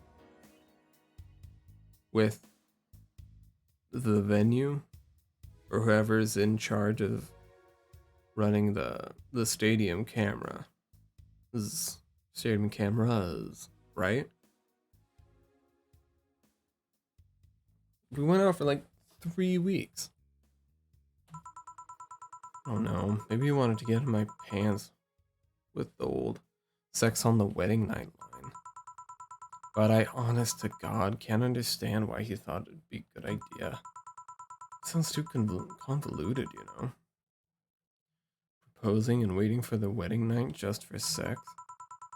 Never underestimate the lengths a man is willing to go to get you in their bed. I wouldn't do that. Fuck. It's been a minute, but I'm not that needy. I see more convoluted plots over the years. I'm feeling tempted to ask, but I'll pass. Want anything else? What's that bottle? Oh yeah, it's just some rum a client gave to me yesterday. A gift? What did you do? A good enough service, I'm guessing. Got eat. Okay. Interesting name. What does it mean? I don't know how to pronounce that. I'm not gonna try. The name of the chieftain in some native tribes. I see. Do you want me to serve you some of this? I'll pass. I don't have too many good memories where rum's involved. Give me a fringe weaver instead, will you? Alright. That's just 1, 2, 3, 4, 5, 6, 7, 8, 9, right? Oh god. Is it changed and mixed? It's not blended. Where is it? Rice. Damn. Thought I had it. Aged and mixed. Holy shit. 1 fringe weaver. Let's keep this over here. What kind of memories do you have with rum? Nothing you need to worry about. Okay. Alright, now my turn to ask questions. About what? What kind of family is your family? Well, I'm an only child. My mom and my dad split amicably. My mom is a violinist, so she was always away from the house with the orchestra. I spend most of my time with my dad, my aunt, and my grandpa. Aside from that, I'd say my childhood was quite uneventful. Huh. You get something like your mom's artistic vein or something? I played the violin until I was about 16, I think. What made you stop? I don't know. Just kind of said, that's it, one day and stopped. What about cousins or the rest of your family? I see very little of them, actually. Mainly because my dad moved away from most of them. Most of my mom's family live in France to boot. So your mom's French? Mm-hmm. Can you speak French? Oh my god. Mon aeroglisse est plein de anglais. Ooh, what does that mean? Rubbish? I don't know, I can't speak French. I did try though, but college started and I stopped taking classes. Funny thing, I actually have a cousin from my mom's side that lives close by. But you'd be hard pressed to make me spot him in a crowd. You're kinda lucky, you know? All my mom's side of the family lives here. The chances of me meeting someone I'm related to on the street are ridiculously high. But yeah, that's the primer of my family. Nothing too interesting, sadly. Your mom's a French violinist and you call that uninteresting? I'm wondering if your family's ever made a fuss about you being a hacker. Hacker makes it sound too exotic. It's like if I called you a mixologist. Please don't, ever. It sounds like something somebody would say to make bartenders sound sophisticated. See? I mean, hacker is a good way to summarize it, but it's not the best. I'm a security consultant. People want to find flaws in the security of their systems, and I do my best to pinpoint where it breaks. Be it Glitch City or anywhere else in the world. If they need security, I'm their woman. You've told quite a few stories about cracking into databases to retrieve info, like some sort of mercenary though. That doesn't change the fact that hacker is not the best term to use. Makes the whole thing sound illegal when it's actually an honest job. Didn't you tell me you once secured some incriminating pics from a guy's cell phone? A mostly honest job. Sheesh. What made you become a hacker, by the way? I've always been a sucker for puzzles. Even as a kid, I always had a Sudoku or crossword with me. But at some point, they started feeling kinda samey. So when I started college, I took a course on system security. I felt like the kind of puzzle I was looking for. I mean, there are all kinds of things involved in breaching net security. You need to attack the stuff from different angles, and it's something that's always evolving. The whole point of everything is to strengthen security. Every time you think you've got the gist of it, they change everything. So it's kind of like an always evolving puzzle. A puzzle I help make harder at that. Oh, I didn't think about it that way. It was less actiony than what movies make it out to be, though. No real-time frantic typing, nothing like that. Still, seeing my code break through something, that's an amazing feeling. Do you have anything else? I'll have a classy drink. Any classy drink. Classy.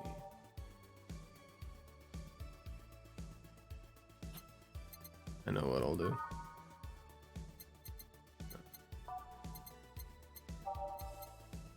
What about Brantine?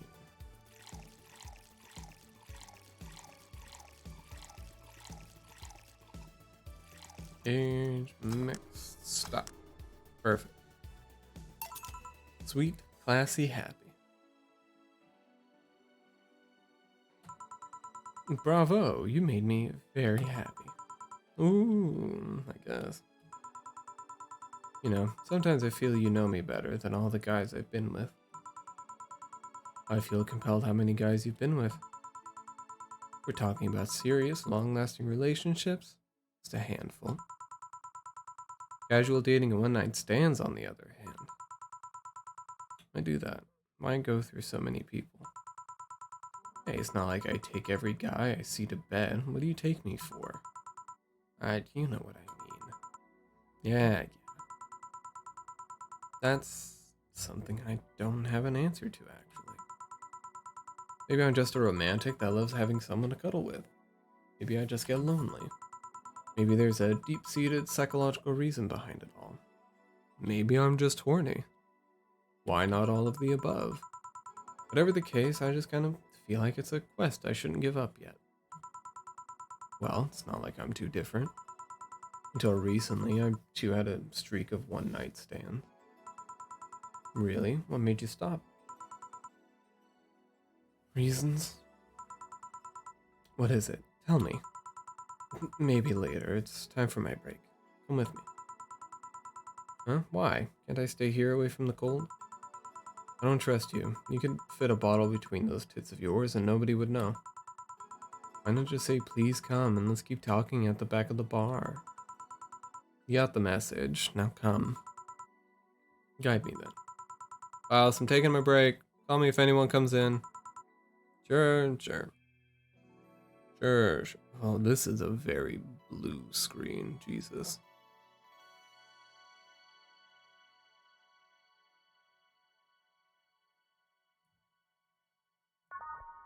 So I think we're going to finish this day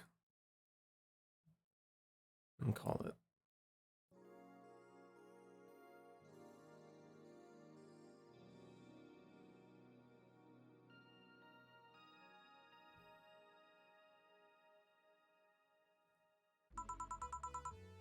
Cold. Let's go. It sure is chilly out there. It's kind of refreshing. The hobo out there seems like a nice guy. Billy Vine? Yeah, he's a cool guy. Very respectful. Apparently he got into some legal trouble and that's why he's like that.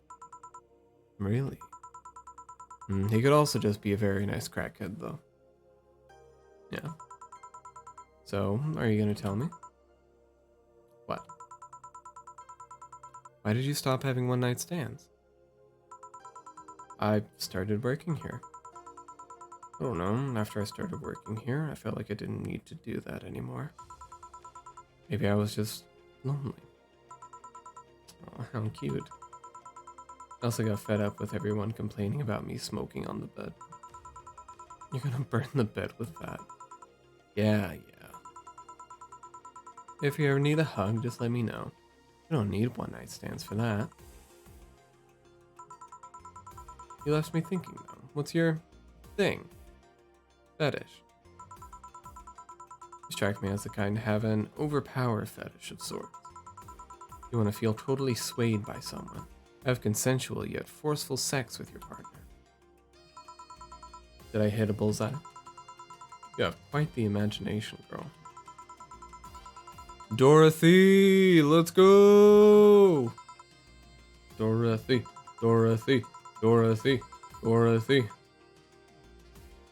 Were you two hanging at the back of the bar? What kind of stuff were you doing? Just talking. Is that what they call it these days? What do you want? Soft, sweet. Couldn't it be the same if you just grabbed a soda from a vending machine? But I like you. You dislike my presence so much. Oh, Dorothy. I'm pretty sure Sugar Rush.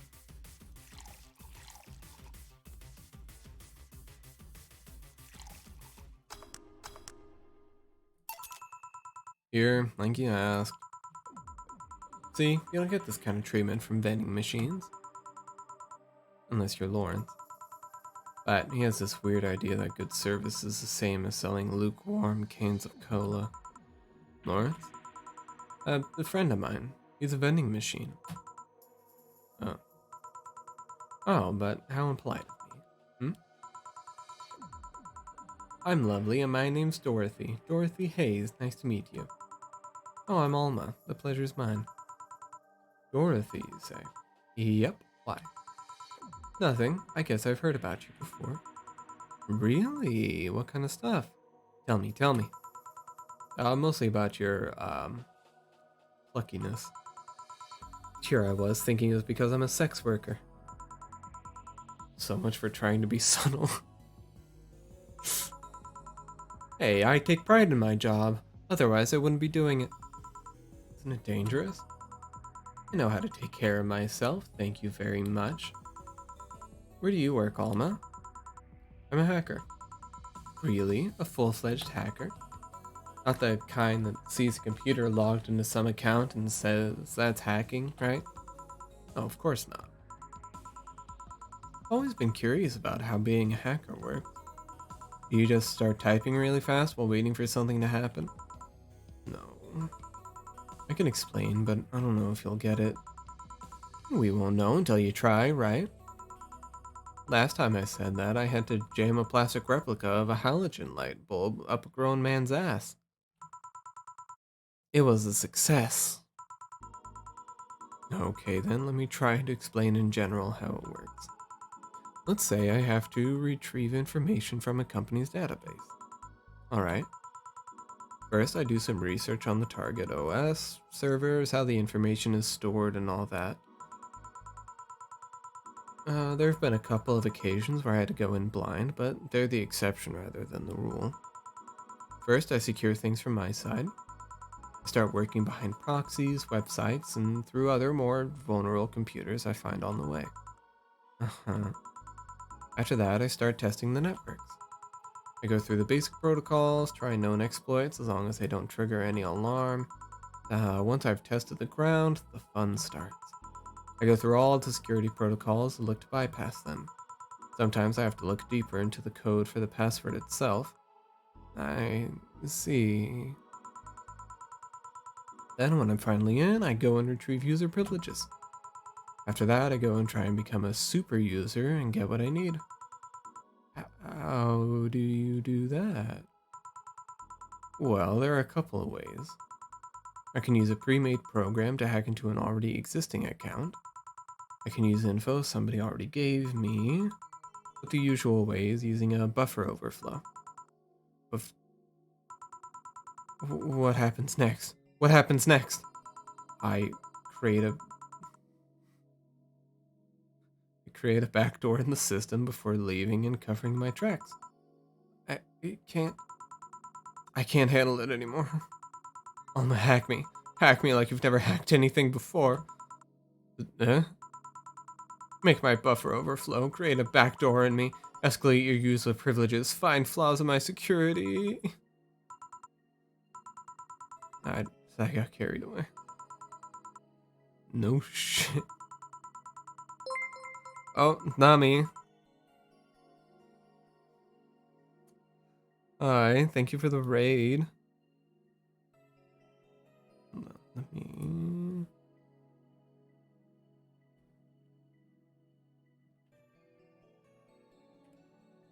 How was your stream? Oh, thank you for the hydrate.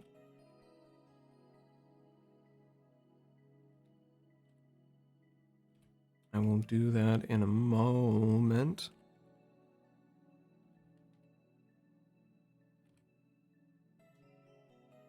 Did I do that? Hey, yo, I did it right. First try, let's go. Oh, more divinity. How'd that go?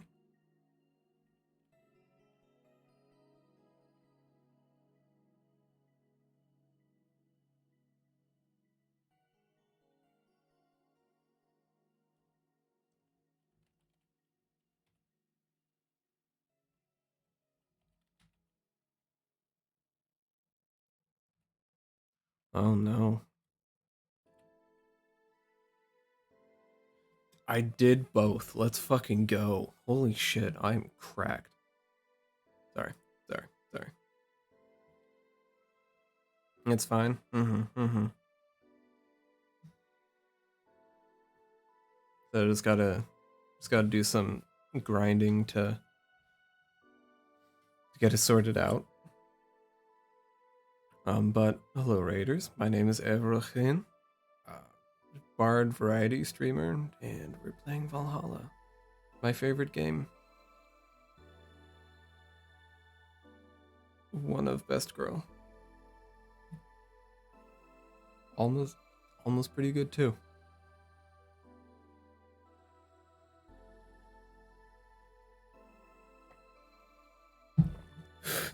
Alright, you get me. You get me. Alright, this is my favorite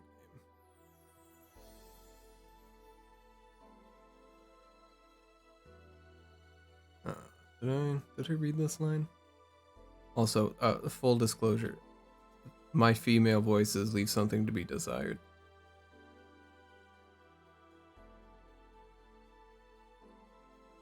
Have you seen those movies or books? Ah! Thanks for the throw, Aurora.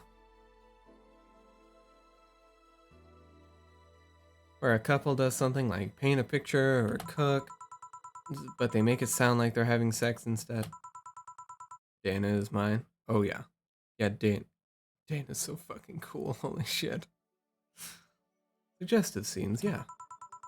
Well, that whole thing was kinda like that for me. Really? I guess humans don't really get it because their minds don't upload to networks or anything. But trust me, if you recorded yourself giving a really detailed explanation in a really sexy voice, you'd make millions. Horny Lilum are an unexploited market. I see. Oh, looks like my ride is here. Your ride? Yeah, my brother-in-law came to look for me. Is it alright to ask that from him? Okay, I've known him since preschool. It's just so happened he got married to my sister. Hey Dorothy, you need a ride? Can you drop me by 3rd Street? Sure, it's on the way. Yay, I'll take your offer then. Bye, honey. Ugh. Dorothy. Oh, client. Hello, welcome to Valhalla. What can I get? This fucking guy. This fucking guy. He pisses me off. I hate having to try and piece together what the fuck he wants from me.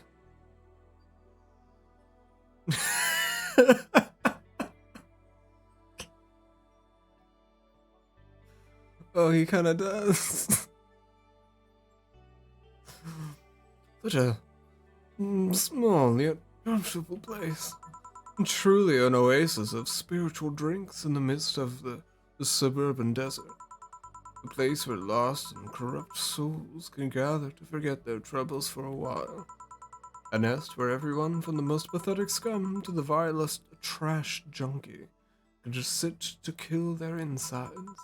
Truly a real persona non grata. That's Latin for mysterious place, by the way. I'm so smart. Philosophical. Right, we got ourselves a persona non grata here. What do you have then? 17. I said 17. 7 plus teen. 7 plus teen? Shut the fuck up. What does that mean? What does it mean to you? To be sure, 17 is about the drink you want, right? You drink since we were playing this game. Well, if you want it to be. What if it... Okay. What if it's 17 ingredients? Oh no, that means I gotta go through each one of these. Oh, son of a bitch. Alright, here goes. Alright, that's... 10...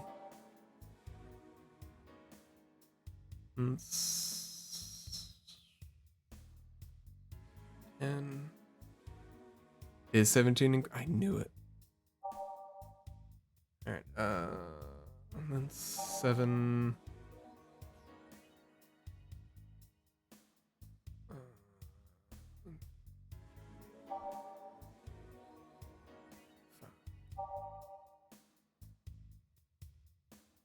10 10 no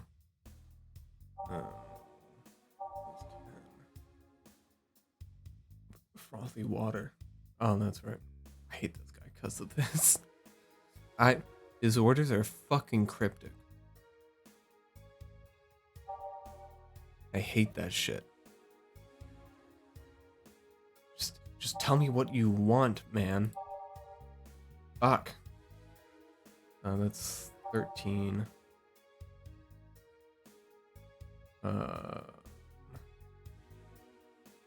That's 10. That's 10. Oh.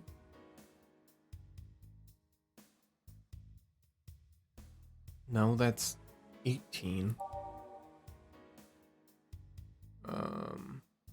That's also 18. 10.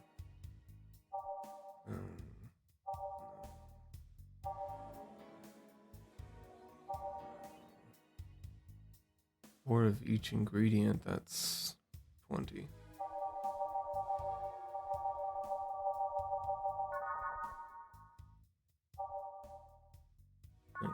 Okay, I may have done my math wrong somewhere here. Big dumb after all. 10.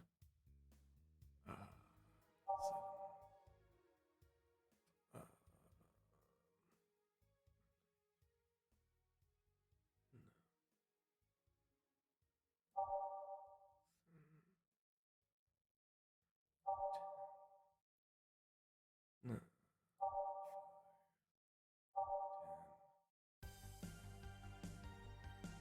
10. 6. 7.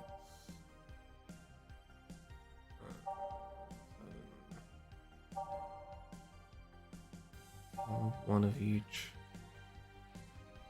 10.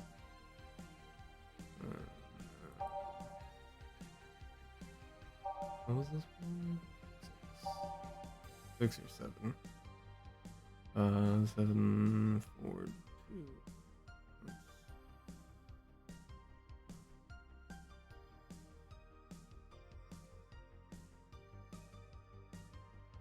Yeah. 13. That's 10.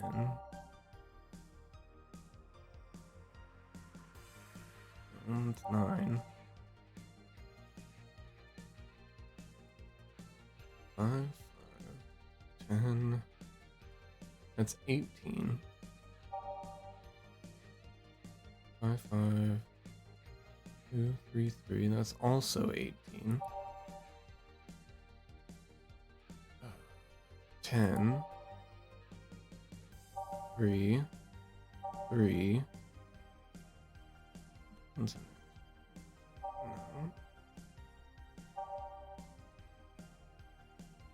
No. Am I missing something?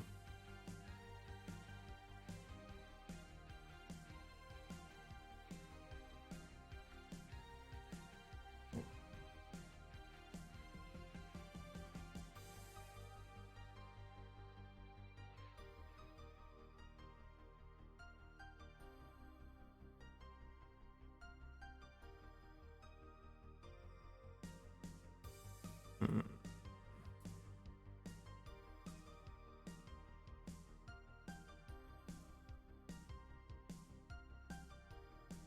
Hmm.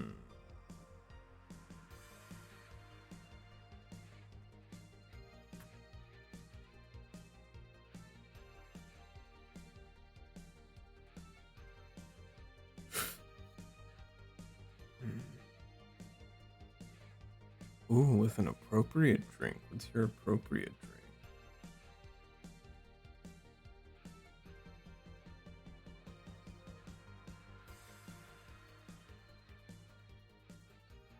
Hmm.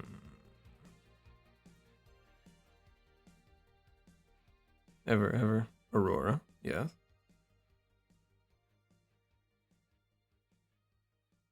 Peach vodka and orange. Ooh, the contract is secured. Is it? Is it? Is it time? Is the order?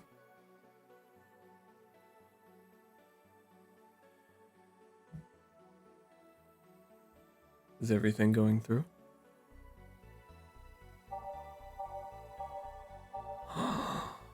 Let's fucking go.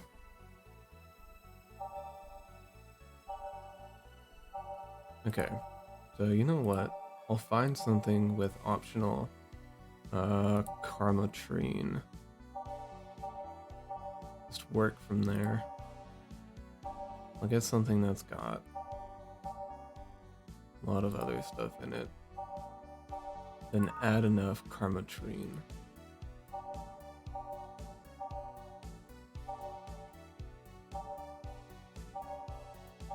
All the optional Karmatrine ones only have some of the don't have a whole lot going on, huh? Alright, you know what? This guy gets the crevice spike because it sounds unpleasant. How much of this do I need? If we're going to 17.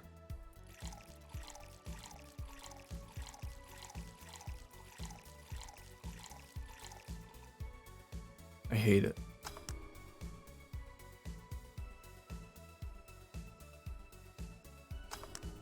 Okay. That was 17 ingredients. Okay, explain. The total ingredients here add up to 17. Beautiful. And what brings you here, Mr. I'm Armando. Virgilio Armando. See, I introduced myself using the Asian order. It's a lot more polite. Guy's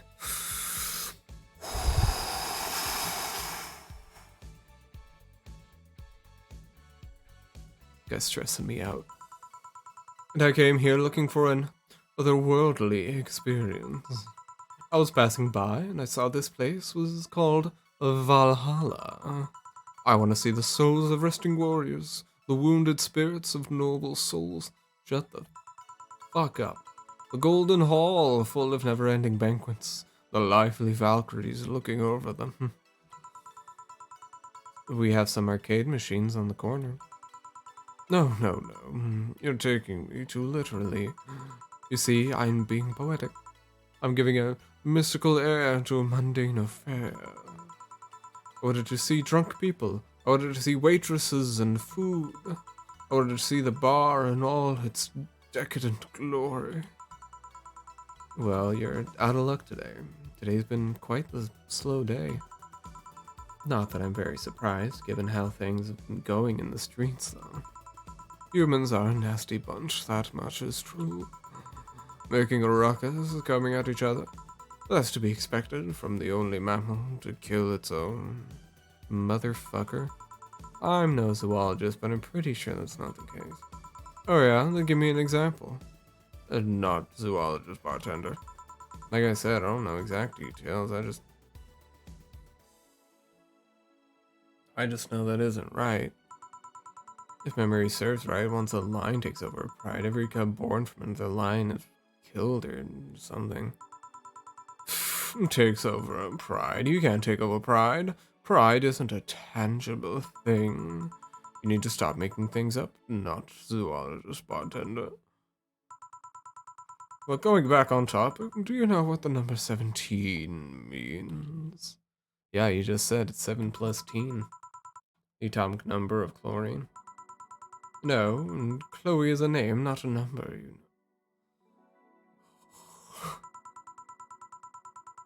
The group where halogens are in the periodic table?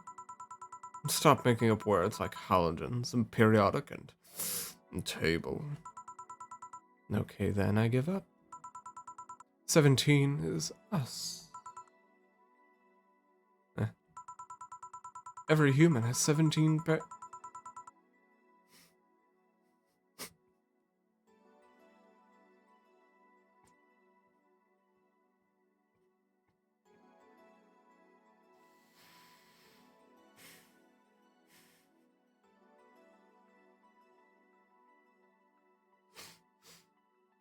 shit.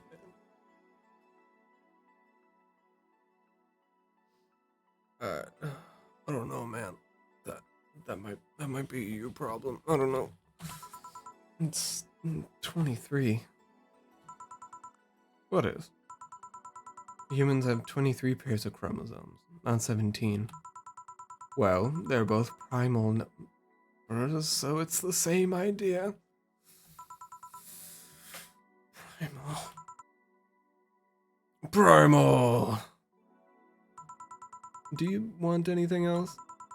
I'd like a single plum, floating in perfume, served in a man's hat. Okay.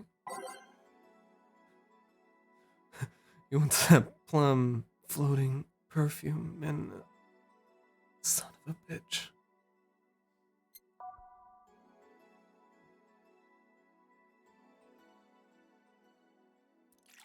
Alright, brilliant.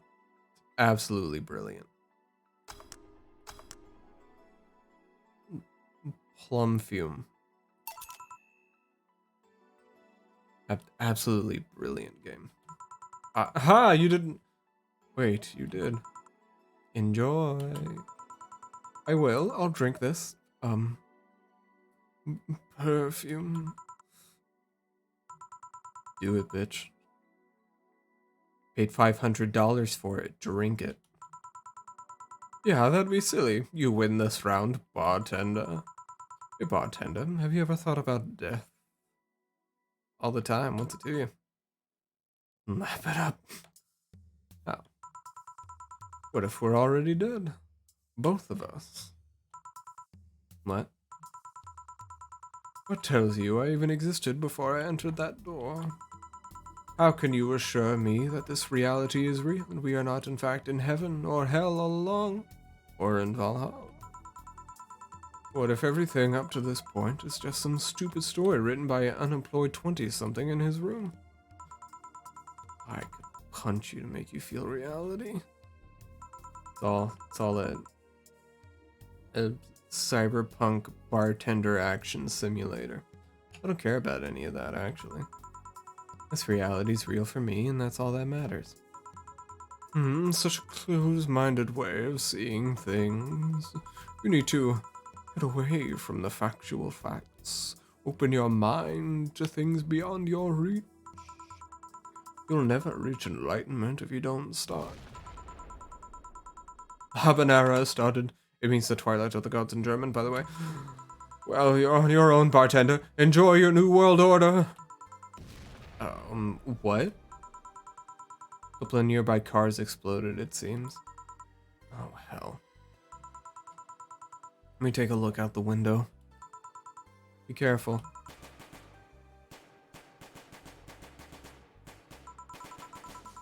I see lots of flashes in the distance. Most likely gunshots. The wife. Jill, come here a sec. Come on. About 5 gigabytes of reports proving that several white knight squads have been used to cover illegal actions were released to the public by an unknown anarchist group. We're receiving reports of several units going rogue and using their weapons to hunt down anyone they find on the street. The several counterterrorism forces from neighboring cities have been dispatched in order to subdue the crazed units after a plea from the vice president. We're still waiting for a declaration from Zaibatsu Corp CEO on the subject, but until then, things are ugly in and outside of that bank, it seems. I'd recommend you stay here tonight. It's too dangerous to even think about going outside. What if they break in?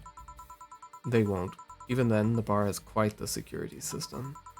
And I'll be here protecting you as an added bonus. Dana could protect me. Yeah, I guess I'll stay tonight.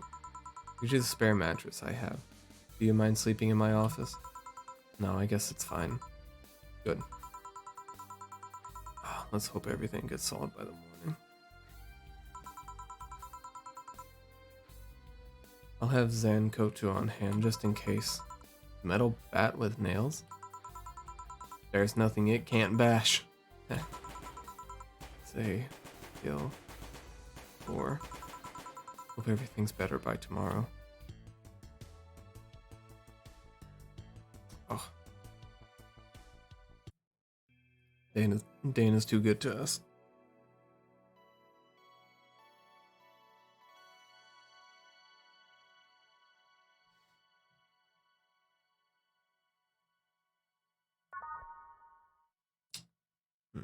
Did I say I was gonna do one more day? You know what? I'll do one more. Do one more shift. Fuck it.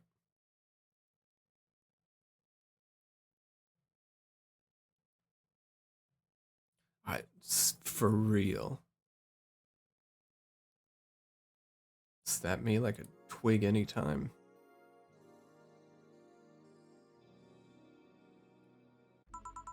I mean, what? Rise and shine. Morning. It's 11 a.m. though. That's morning for me on the weekends. And any other day. How's everything outside? Still noisy, but forces have been deployed to take care of most of them at least. How so? Saibatsu Corp's president is pleading with anyone to stop the rogue White Knights. Neighboring city forces were deployed quickly and have subdued most of the opposition. There have also been reports of White Knights just freezing. They were petrified somehow. Make it sound like some god suddenly decided to put everything in place. Well, I'm just glad no bullets are flying in and out of the whole building. Sure, there's still some bad apples out and it's not really safe yet, but it was worse last night. There also seems to be a civilian force lynching any white knight they spot. Holy shit. Days. So not only are the white knights a problem, regular folks are on edge too. I wonder if Sei is okay. Should we be worried about Gil? Nah, that kid knows how to take care of himself. Does he, though? I'm sure that whatever it is he's doing, he's safe. Dare I say even safer wherever he is than here. I sure hope so. Are we gonna work today? Nah, things are too nasty right now. Let's take the Sunday off. No, alright. Say, do you want me to help you get to your apartment? Actually, yeah, I'd appreciate that. Okay then, let me lock things up and we'll go. I'll grab something for lunch on the way. It sounds good. Let's go! I love these little sections. Home sweet home. Thanks a lot. Hey boss, wanna hang out for a bit? Hmm? Yeah, grab a beer. Chill out for a bit. Mostly to thank you for helping me. Well, I don't have much to do anyway, so yeah, sure. I did tell you you should invite me to your apartment sometime, didn't I? Oh, yeah, you did. What worries me a bit is that beer always leads to something else. More beer? I was gonna say to one of us going through the Spanish announcer's table. But I think we're safe here. Come on in then. Excuse me. Want one? I'm sorry, I don't smoke. Don't mind me though, smoke if you wanna. Thanks. Say, how's the chilly weather treating you? I guess cold from time to time, but nothing that Gotatsu and the heater can't fix. Oh, right, boss, you're not very good with the cold, are you? You know it. You didn't bring your jacket here either. Yeah, I left it at home when going to the bar yesterday. It wasn't that cold, and I didn't expect to spend the night at the bar. Would you like a sweater or something? Oh, don't mind me.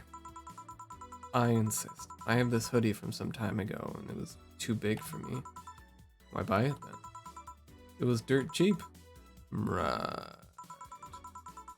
Wait, where did you get this one?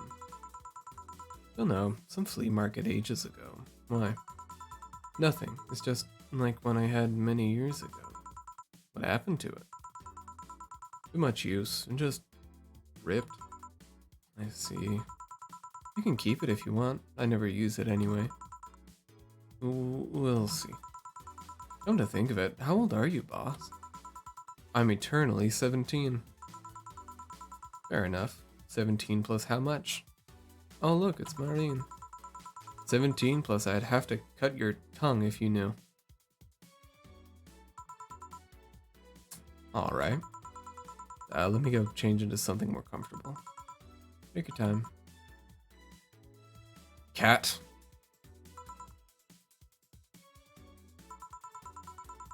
Hey Joe, there's a blue-eyed mass of black fur glaring in my general direction. Oh, that's just for. He's just wary of any new visitors. Cats will be cats, I guess. He'll warm up quickly though, just give him time. So, I had some friends with a black cat, right? First time I was over there, I was over at their place after they got him. It was like the very end of a D&D campaign, right? A short campaign. It ended with me eldritch blasting a kid in the face to death, obviously. And then the cat jumped up into my lap directly after I did that.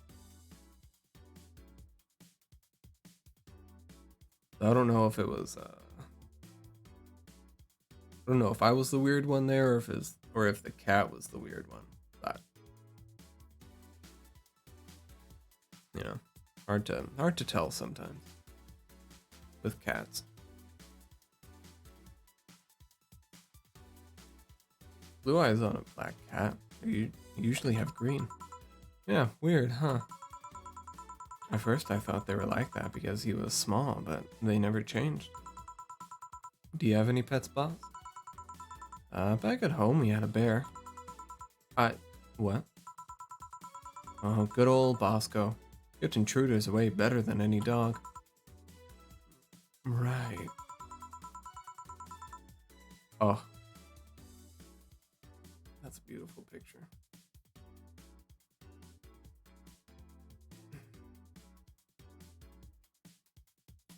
Picture isn't something you see every day. What, me taking such a sappy pic? No, a framed picture on printed paper. It's so vintage. Who are these? That's um the one on the right is Lenore, my ex-girlfriend. The one on the left is Gabrielle, her sister. Huh. This pic recent? Or... Actually, that one's from 3 to 4 years ago. You look exactly the same. I'm only 27. What did you expect? Why they say kids are the ones that get old. Thought it was recent because you don't usually see people displaying pictures of their exes so openly. Let alone printed and framed one. Did you two break up on good terms then? Even hesitated a bit when calling her your ex. Let's just say that everything ended with both of us saying mean things. And storming out of her house, breaking up a couple things on the way out. We never broke up formally, and I guess I still have feelings for her. I just went away. Haven't said a word since. Really? It's hard to picture you doing such a thing. And you look so happy in the pic. Why have her pick out like this then? I just couldn't get my mind off something that Alma said to me. About missing having the warmth of someone else press against your side. Using them as a pillow and mixing your perfume with theirs. Putting your head in their chest, listening to their breathing as they pet your head. Dozing off, knowing they're there, watching you, protecting you. I don't know. I felt nostalgic and miserable. I'll just put this away. I've been meaning to apologize, but I feel like it's too late now. Whenever I go out, there's this fear in the back of my head that I'll meet her in the street. I just don't know if I could face her again, let alone talk to her. It'd be a mess. It's never too late to apologize, Jill. Maybe. What's this on the table? Looks like an envelope. It's nothing. Nothing. Now, please give that to me. Nope. Alright. I saw nothing. Don't worry. Anyway, let's grab some beers. Guide me.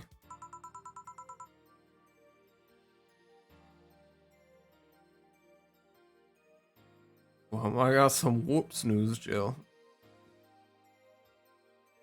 I'm just gonna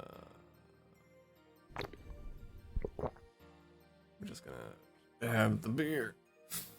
Damn, you have lots of beer. Well, the BTC gives me discounts and a point card I can use every time I buy their alcohol. With that, beer is actually the cheapest drink I can get. Cracking open a cold one with the boss. Let's go.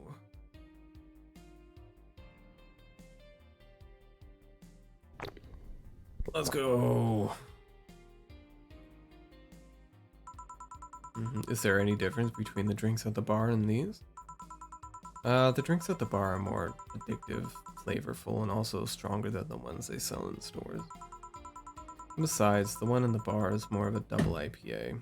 This one is more of a Pilsner. Interesting.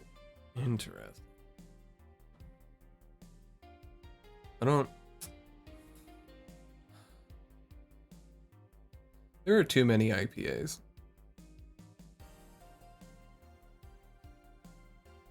The market's oversaturated. Give me like more stouts and porters to choose from. I beg of you. Please.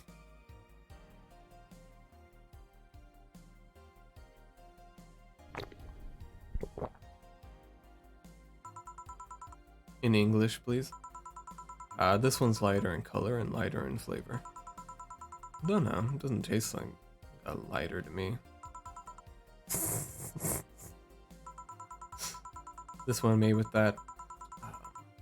What was the name of that base liquid you use at the bar again? Neutrogen. nutriogenic dichrometrical Leiden or NDL. Give me up. I mean, yeah. I could go for some. It was a supplement or something, right? It was an experimental fluid they created to replace water when the maiden kiss polluted water supplies. The effects of pollution turned out to be temporary, so NDL never went into mass production. But the BTC still commissioned it for use in bars. And is this one made with it? Let's see. Yep, near the end. NDL and cornstarch. Cornstarch. It serves as a stabilizer, if I remember correctly. They need it for packaged drinks. Let me see. I just realized something. Ooh, yeah, listen to that. What? You're a nerd, Joe. Guilty as charged. I still have the bottle of rum somewhere around. You want some of it? Will you have some too? Not really, no. Nah, then leave it like that. I'm not letting you drink beer alone. That's not how drinking with friends works. I'll drink to that. You consider me a friend then, boss? Why wouldn't I? Don't know. Well, with being my boss and all, I was never too sure. Well, in case you had any doubts, yes, I consider you one of my best friends. Besides, you and Gil are always so diligent and responsible that I'm boss in name only anyway. That's good to know. On a side note, it surprises me you kept that poster of me in the room. And even more that you hung it in plain sight. It's a bitchin' poster. I'd hang it up. Fuck, I'd put it on one of the walls around my desk even. Where can I get posters made?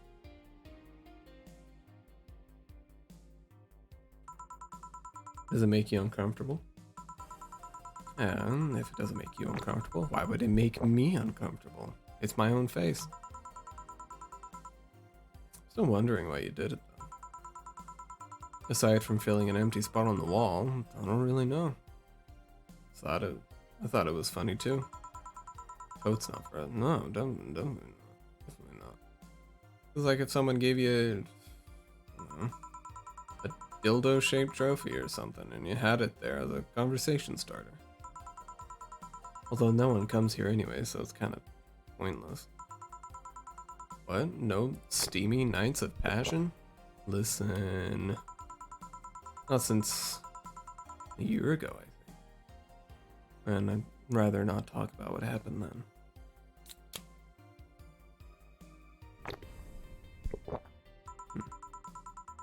Someone hurt you? Because if they did, I can go dish out the pain. No, nothing of the sort. A different kind of mess. Uncomfortable mess. Not being able to have sex for reasons. Mess.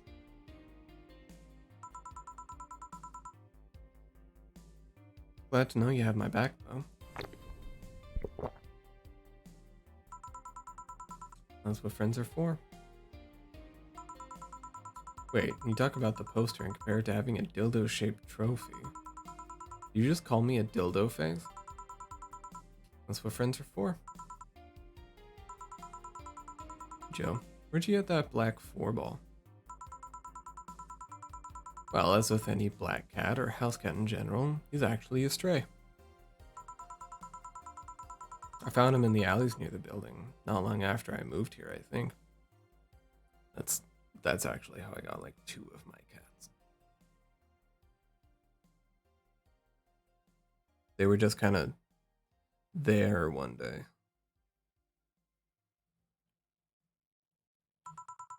Ah, I see. It was quite the sight, though. He was cornered all by all these dogs, but they were keeping their distance. He was holding his ground, hissing and scratching as much as he could. There was a fried chicken bucket nearby that had some rainwater in it, so I threw the water over the dogs. They ran, and I figured the cat's mom would be nearby, so I left. Then I noticed people looking in my direction as I walked. Turns out the little shit started following me. So you brought it home. At first, I wanted to see if I could find him a new home, but having him welcome me whenever I came back was just too much for my heart, so he ended up staying. It was Destiny Girl. When he came, he was so cute, though. I like the fat mass sleeping on the table.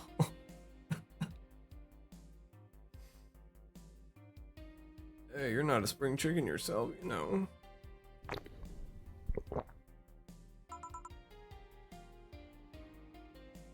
Jill? Oh. Shit, I actually did that in front of someone else. Oh. Anyway, don't anyway me. Do you normally speak for your cat like that? Maybe. What if Gil's alright? You worried about him?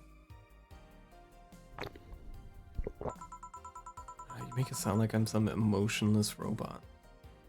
Yeah, you know. Yeah. Yeah. Yeah, yeah, yeah. You can be hard to read. I wouldn't worry about Gil so much, though. There's 3 things I know for certain about him. First, he can take care of himself. The second, you can sincerely trust him. And third, he absolutely hates bell pepper. He does. I've seen him even reject food that has been in contact with it. Man, what a baby. Unless he's allergic or something. He's not. Man, what a baby. How'd you meet such a guy? He showed up in the door of the bar.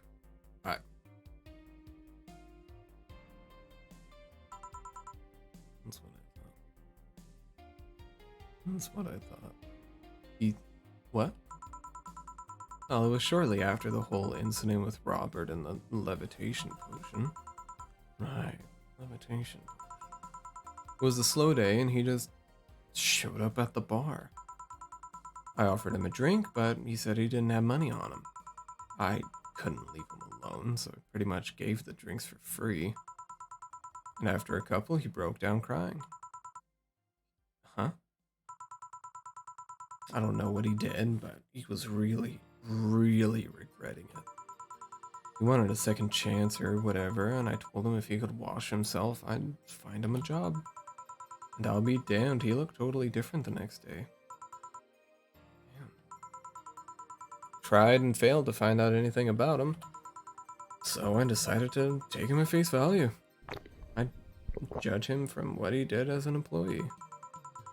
And aside from the occasional sudden escapade, he's been as loyal gets. I returned the favor in kind, covering his ass from time to time, sometimes literally. What surprises me is that you took him in so easily. I can take care of myself, and I always keep an eye on him. Yep.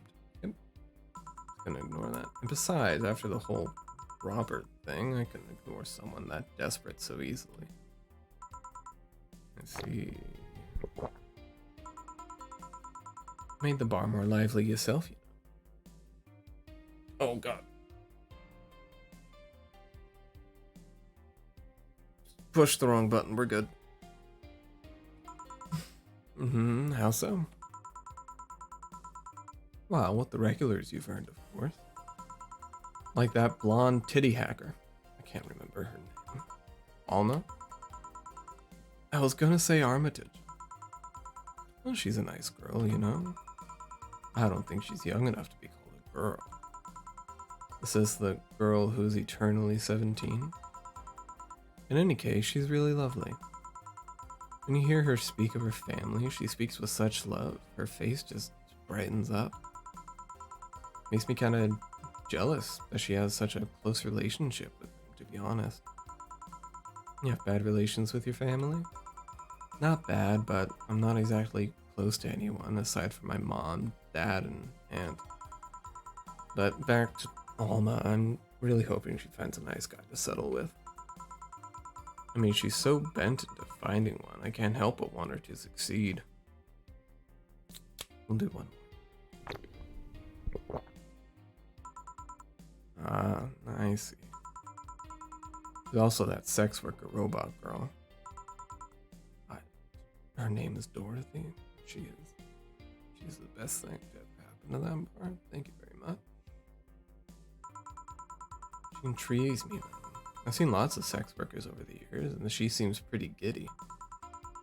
It's not that she likes her job, but rather that she takes to it with such childish excitement. Then I noticed that too. But then again, Lilum can be weird. You think? Lilum operate in some really foreign logic. I mean, they don't really share our fear of mortality. Even if their bodies are destroyed, their minds are already backed up in the collective source. They lose an arm, they can reattach it or replace it. Depending on the circumstances, they might not even feel pain at all. It's not like they haven't attained human-like emotions like fear or love, but they're different. Like a different culture, if you must. Didn't see it that way. Aside from that, Dorothy is a DFC-72. It's a social interactions model or something. The Lilum get positive reinforcement straight from their bodies if they're fulfilling their main purpose, so I'm guessing she gets a built-in push whenever she's in a meaningful or challenging social interaction. Interesting. The name Lilum is a bit weird though. It is? You'd expect them to be called bots or dolls, but Lilum doesn't convey the image of automatons. Just a tip, bots and dolls are considered slurs by them. Oop. Oop. Well, Dana uses gamer words. Rip. Or went out. Thanks for the advice. That aside, do you know why they're called Lilum? As far as I know, because they all come from a bigger AI called Lilith. And Lilum are Lilith's offspring in Jewish folklore. Oh, cool. Hey, speaking of names, don't you like being called by your full name? She didn't know.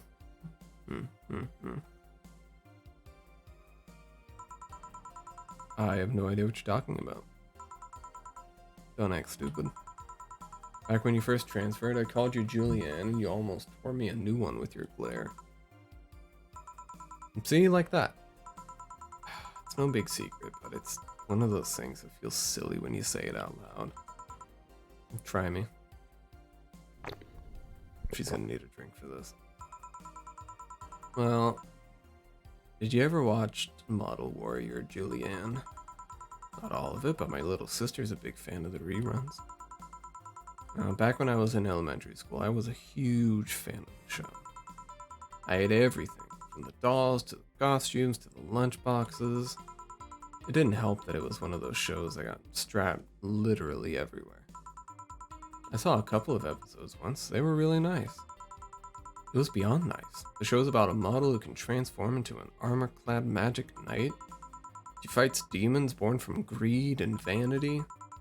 How the show presented Jules hating her job because it invited enemies, and yet still found solace in trying to be a role model.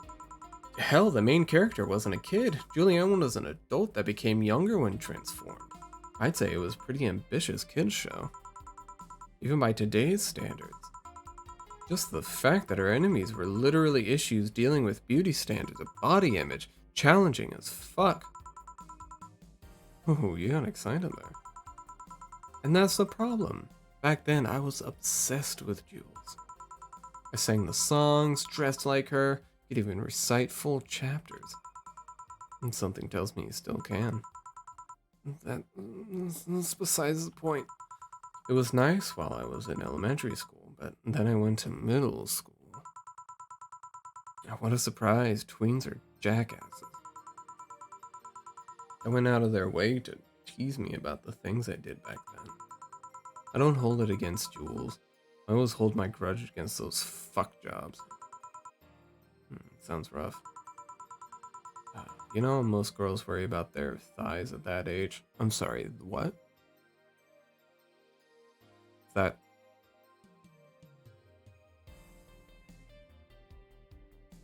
Is that some lore I missed? That's some lore I missed out on by being a guy? Interesting.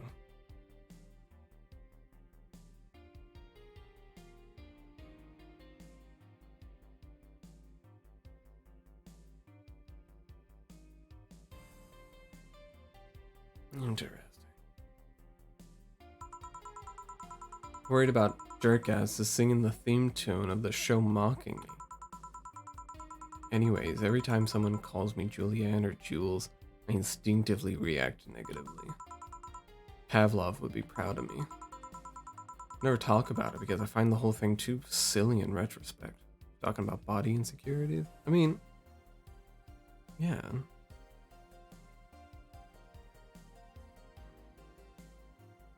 Am I dumb? Might be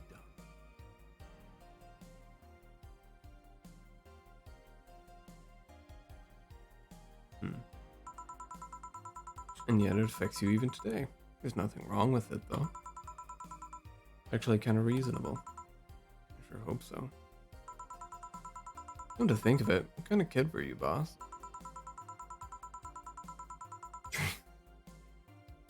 Shit, you're right. Cheers, though. I don't know. I guess in middle school, my main thing was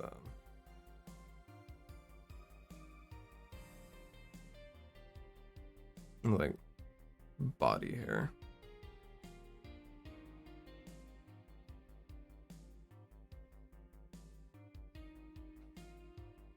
I was like, when I was a toddler, I was the kind to always fight with kids bigger than me. Because you know those kids that were just kind of hairy, I guess, for lack of a better word. Yeah, that was me.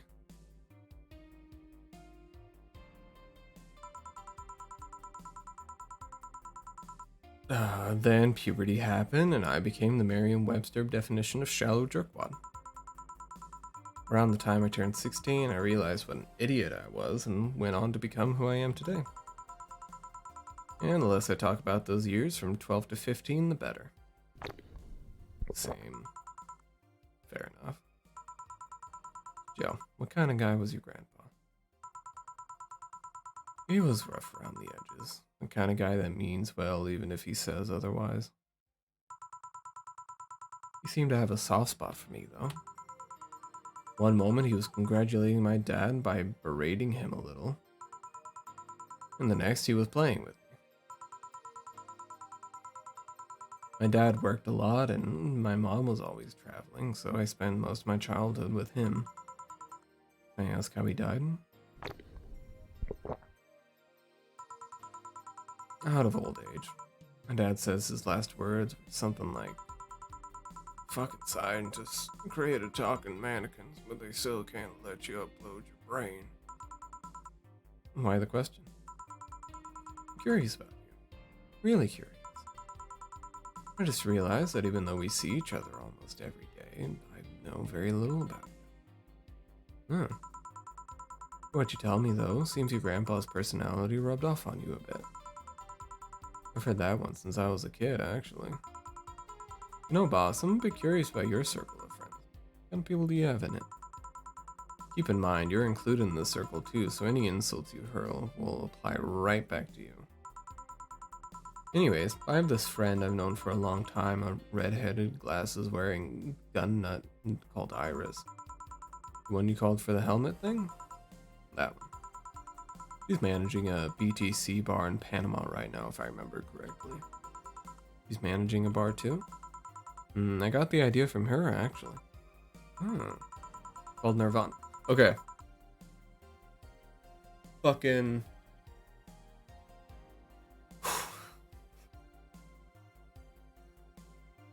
So I was scrolling through the Steam store the other day, right? And so like for the past few years, if you wanted to find Nirvana, you would have to look it up. You'd have to like look it up, right? Nope. There it was. I could wish list it. It's something's happening. The devs haven't said anything about it on their website. They're working on something else. I know that much. Because I'm checking the weekly dev logs every so often. But I don't know. I think it's a sign. But I don't know. Alright, let's call it copium for right now.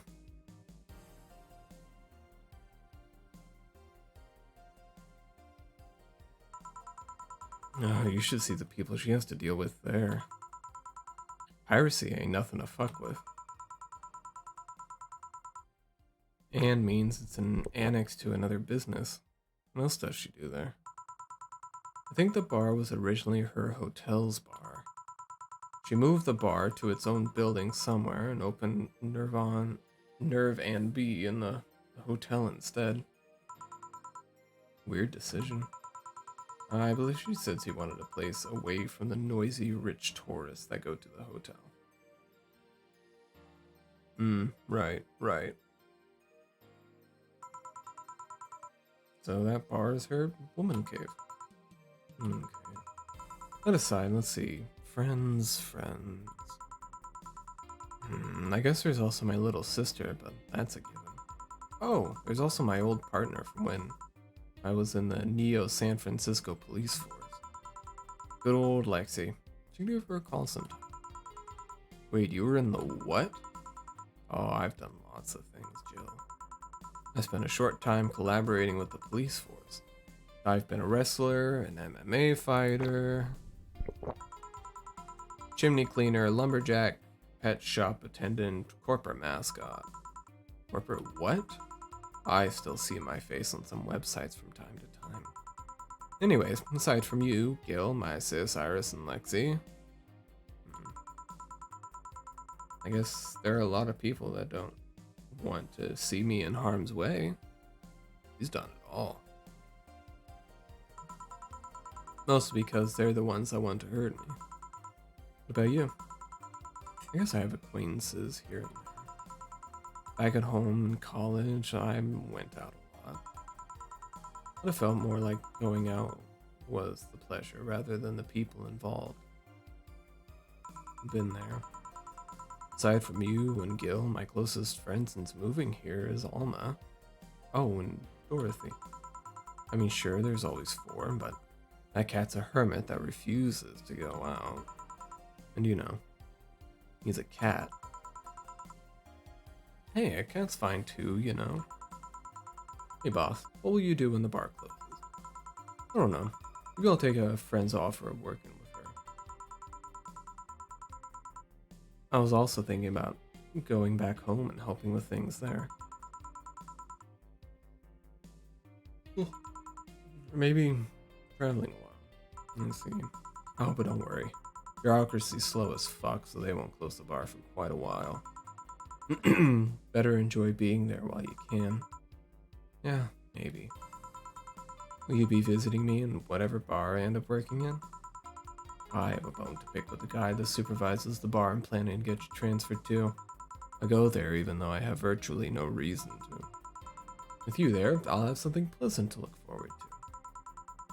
You're sending me to someone you have problems with? We will cause problems for Sukiban games. For legal reasons, that's a joke. We love and appreciate the work game devs do. If I have to trust another bar owner, it's certainly him. He's actually a pleasant boss from what I've seen. The fact that he and I have a tendency to go at each other's throats is an unrelated matter. I'll trust you on that one then. Don't worry. Maybe I can get you a bracelet made out of wood pieces from the bar's counter or something. That sounds nice. Hey, I'll tell you what. The bar closes, let's both take a vacation. Go on a trip. It'll clear your mind a bit. Yeah, maybe.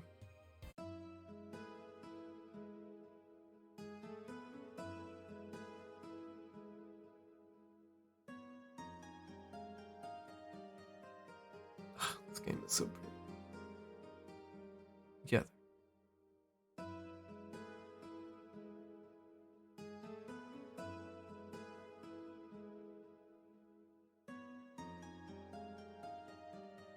Chapter 2.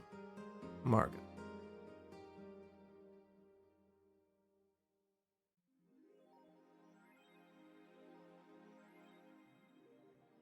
Alright. 8,000. Fuck. On the 24th, what day is it? It's the 12th? No, it's the 19th. Hydrate and stretch, thank you.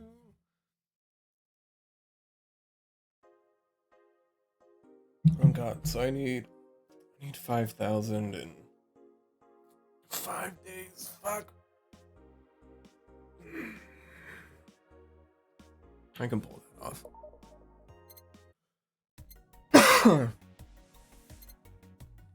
Okay. What was it? The cracked Daruma. Japanese souvenir that has seen better days. Still has a vintage charm to it. Yeah, let's go. Okay. Oh, boss left the hoodie anyway.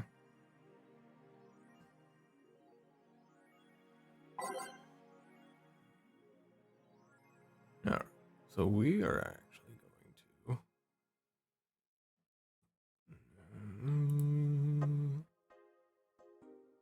anything interesting? Oh.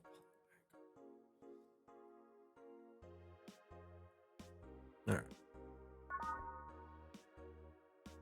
So, we're actually going to call it there for the night. Let's see.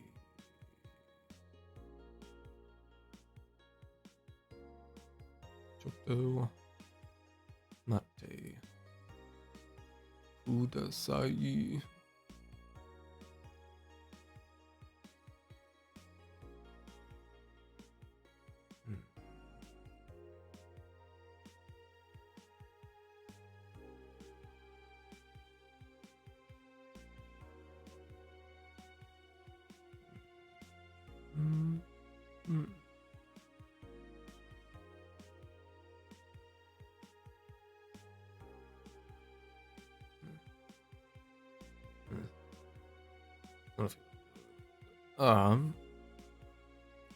Thank you everyone so much for coming. There's no stream tomorrow. Reading or studying, none of that tomorrow. I'm just gonna take tomorrow off, relax a bit, you know, do things I don't normally give myself time to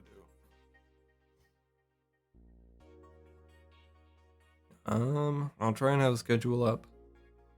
Monday, as per usual. Thank you. Thank you again, Nami, for the raid. And I will see you around. Goodbye.